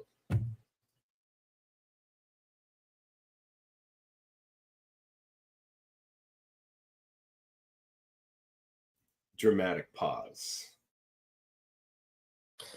Hey, no one really joined the. No one else really jumped up with the viewers on stage today, huh? It's kind of a little empty. I just want to point out this beautiful shirt that Alaskanon is wearing right now was printed by yours truly. I am Tux's biggest fanboy because I'm kind of fat, but that is a custom 1 out of I don't know how many of those I did. I think I did like 20. 1 out of 20. Tux the Penguin.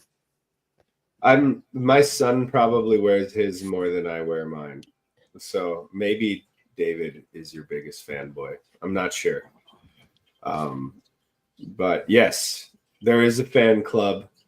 I will be honest about the fact that I'm running for leader of the fan club for Tux right now.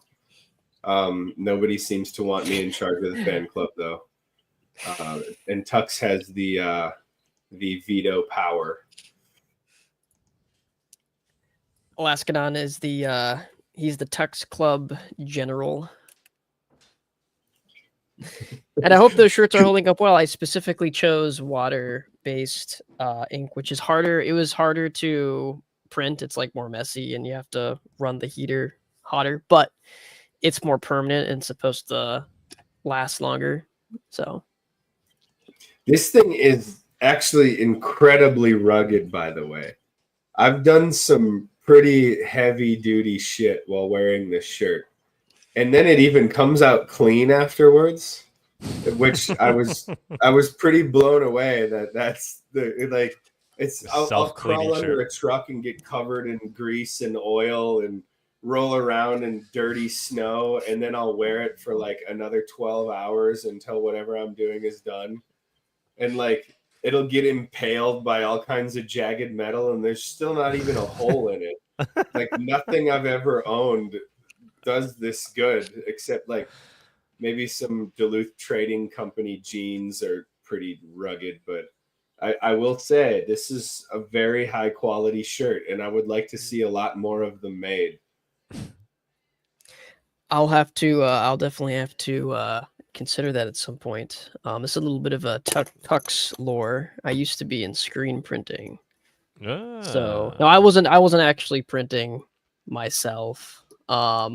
I was doing IT and inventory for a screen printing company. But one of the privileges that we had for working there was that you can, on your own time, freely use the screen printers. And cool. Like if they have a bunch of massive, like you can do it manually, right? Like with the manual, you kind of press the screen down. But we had like massive automatic presses that were actually a little bit dangerous. You had to be careful around them, but yeah, those are pretty fun to use. And we could print whatever we wanted on our own time. Oh, that's awesome. So before I left, I printed some custom Tux the Penguin shirts. It's like, why not? That's awesome. Maybe we'll get you to make the swag for Monerotopia. Dude, I really think because these shirts are so comfortable too. Like, yeah, that is the Bella canvas. I forgot what actual color that is. I think that's just like heather red. But yeah, those are pretty. They're pretty soft, pretty comfortable. My wife makes a lot of shirts too, and she'll use a really high quality shirt, but the printing services around here are not great.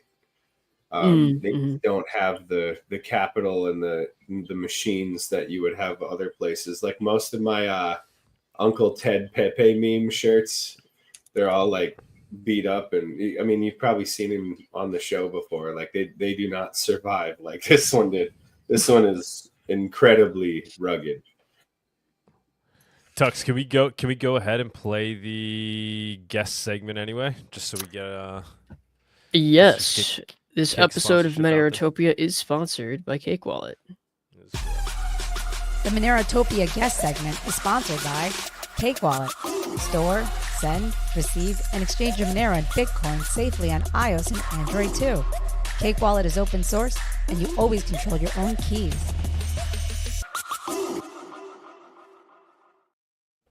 So no guest segment per se this week, but if you want to be a guest, reach out to us. I think we might have somebody already lined up for next week, but reach out anyway. We're always looking for guests, and happy to bring you up. You come shill whatever it is you're working on in Monero land, any thoughts you may have related to Monero. I did want to bring up XMR Bazaar. Oh yeah, we didn't even bring up the Ward's Ace and Country store. This is one of my favorite all-time XMR Bazaar posts so far. This might be the top. Dude, that's so cool. Favorite. I was a little confused about that at first because it looked like they were just taking the Ace like hardware store logo and using it for some local store. But no, it's like kind of it looks like it's a hybrid local store that's also an official Ace hardware store because I found it on the Ace hardware website. Yeah, it looks like the ultimate freaking Monero store, like Monero Dream. I can like you just can walk through awesome. the aisles and pick up a shotgun, buy a freaking wheelbarrow, whatever it is you may need. What I can tell you guys, because I've been in logistics so long, is Ace has one of the most liberal franchisee policies of any store ever. They do not mind if you use their logo for pretty much anything. You could be like Ace hardware and crack dealer or whatever. Like they'll just like let it go.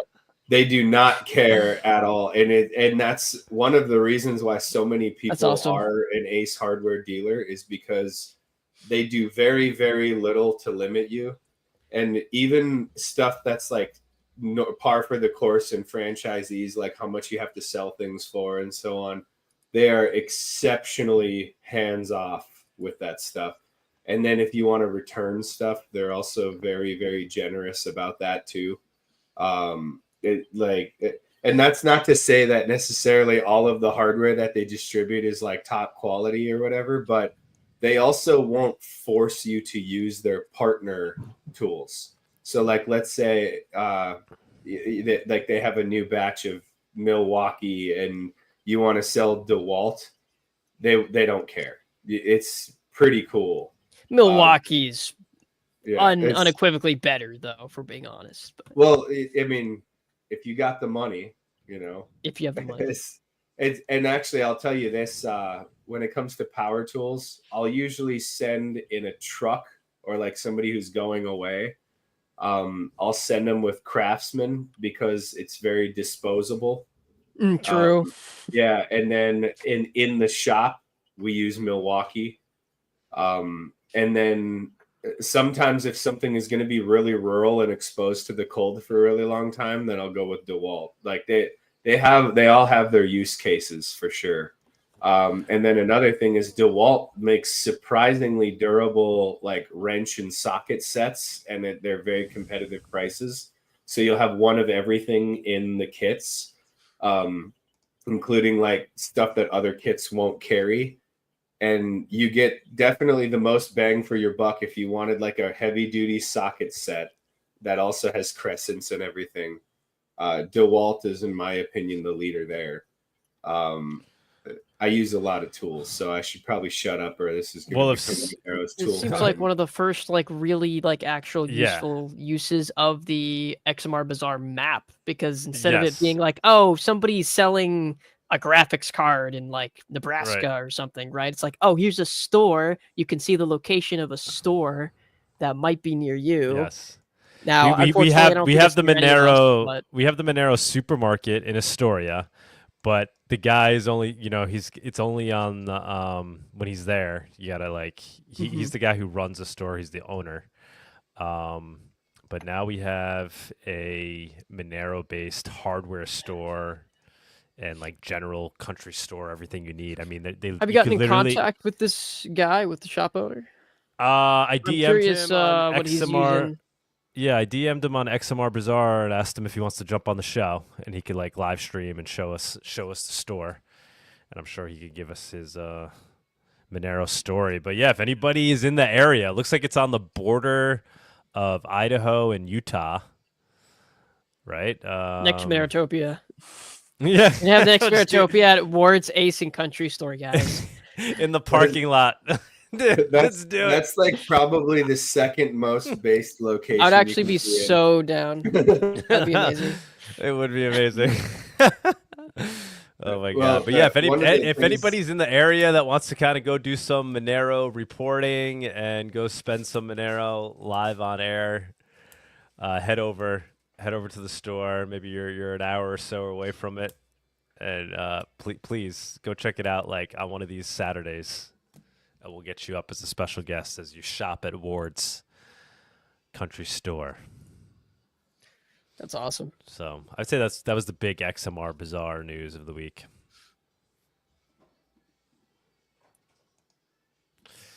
All right, guys. I don't think there's any harm in ending this one early today. I got a lot of family things I need to do. Tux, I think you as well.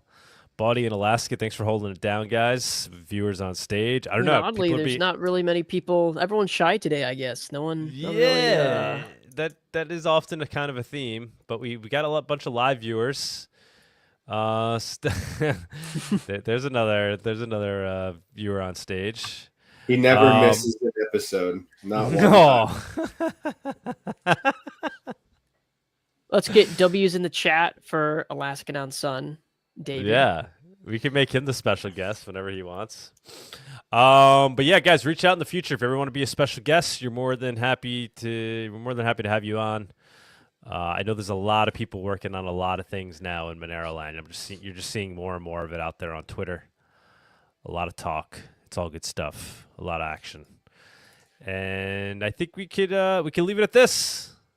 Roll the credits. I think it's pretty much good. I would really like to see if we could maybe get. It would be kind of cool. I don't know if Recnium really talks that much, but it would be cool to see if he would be interested in talking about the OP. I don't know how to say it properly. OPSEAD, OPSEAD. Upset or whatever, yeah. He presented remotely at the last Monerotopia, so I think, and we did have him on, I think, remote as well. We had him on. It was, I don't know if it was a Monero talk or as a Monerotopia guest. So I think he would be willing. We could probably get him up here. That would be cool. Cool. All right, guys. Everybody enjoy their family time, and we'll see you next week, same time, Saturday, 11 a.m. Eastern. God bless you all. Bye, guys. Adios. Oops, hold up. There we go. Thank you for joining us on this week's Monerotopia episode. We stream live shows every Saturday at 11 a.m. Eastern.